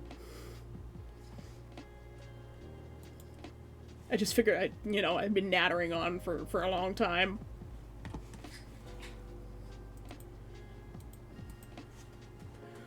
Let's see if I can find any more interesting tidbits about this place. I think the radars were donated to a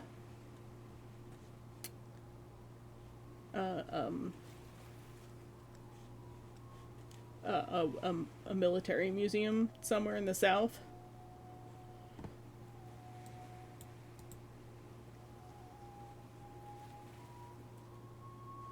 Apparently, they had a swimming pool and a bowling alley.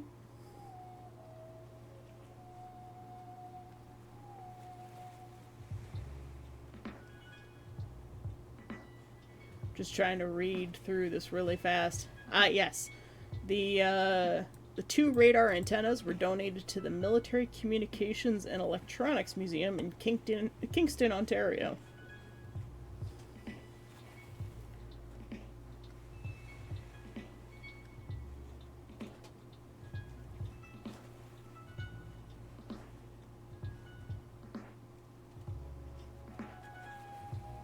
In 1975, the station was sold to a township for $100,000 in 1975 dollars. That's really pricey. It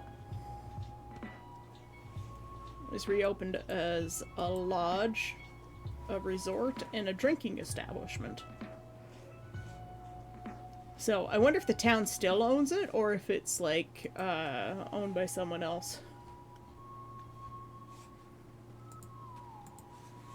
It's really hard to tell.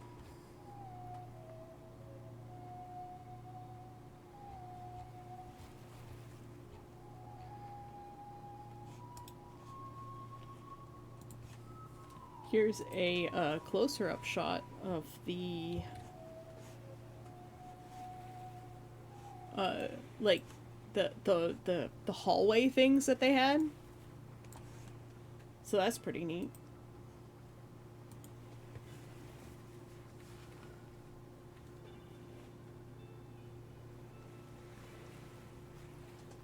Pepper spray is illegal to carry in Canada. Yeah, like I said, that's why I'm carrying mace. Holds up a Morningstar mace. Maybe. I would have to check the prohibited weapons list. I think scimitars are theoretically good, so it would be a better option. 6-inch knife in Canada is illegal, yet it's entirely legal for me to walk down the street with a sword on my hip as long as I don't try to conceal it. Yep.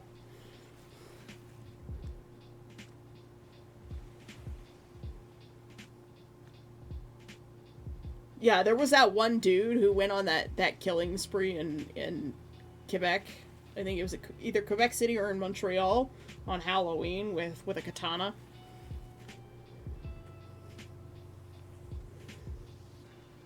That was years and years and years ago. It's probably like 20-something years now. It was wild. What is on the prohibited weapons list? Government, yes.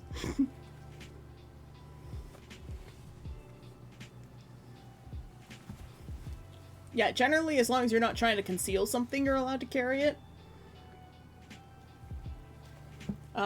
Usually they would prefer it if you had it in, like, a long bag or something.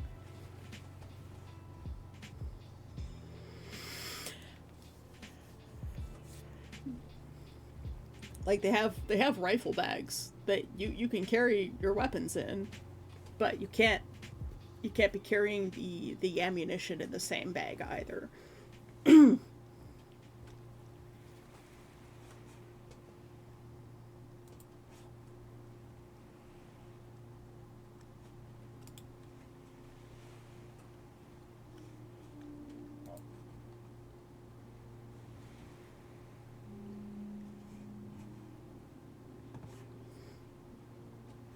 Also, there was like a rec center. Uh,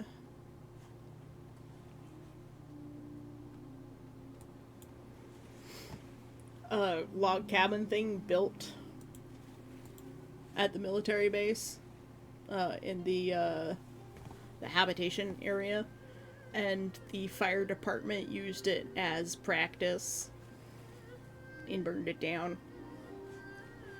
So that's a picture of it. It looks like there's a well as well. Well. What's your favorite medieval weapon? I don't think I have a favorite medieval weapon.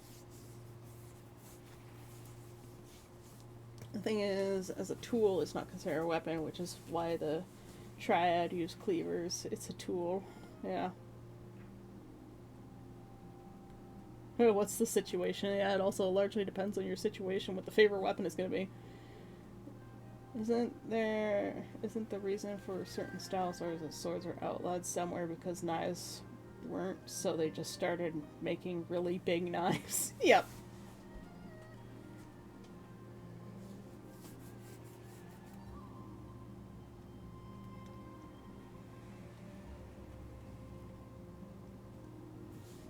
Because it has handle scales, it's a knife, not a sword. Yep.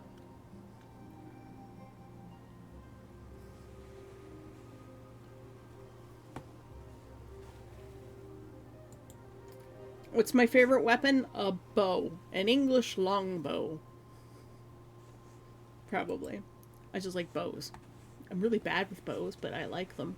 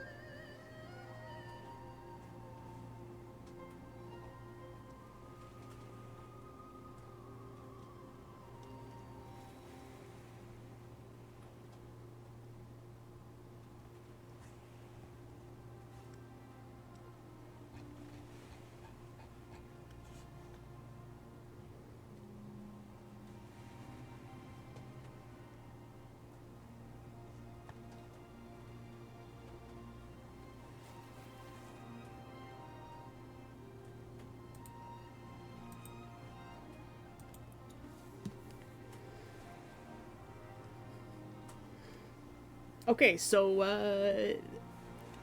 our archery range at the old military base. Sai will become our master archer because she will be out there practicing every day. I found a job for you, Sai. Another hydrate! Woo! 4 hours! Woo!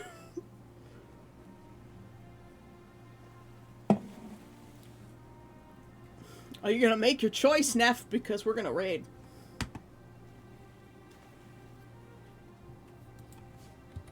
Because I'm also losing my voice. Because the air quality in here is ass! Which is why I was talking about the air purifiers. But we are off sailing to other waters while Neff panics about which weapon he likes most. Thank you all for coming. I hope you had a great weekend, and we've got another week of Draw Everything June ahead of us. Hopefully I will not ramble on about LARP Town all day tomorrow. So bow staffs are really cool and underrated. Absolutely, I do like staves.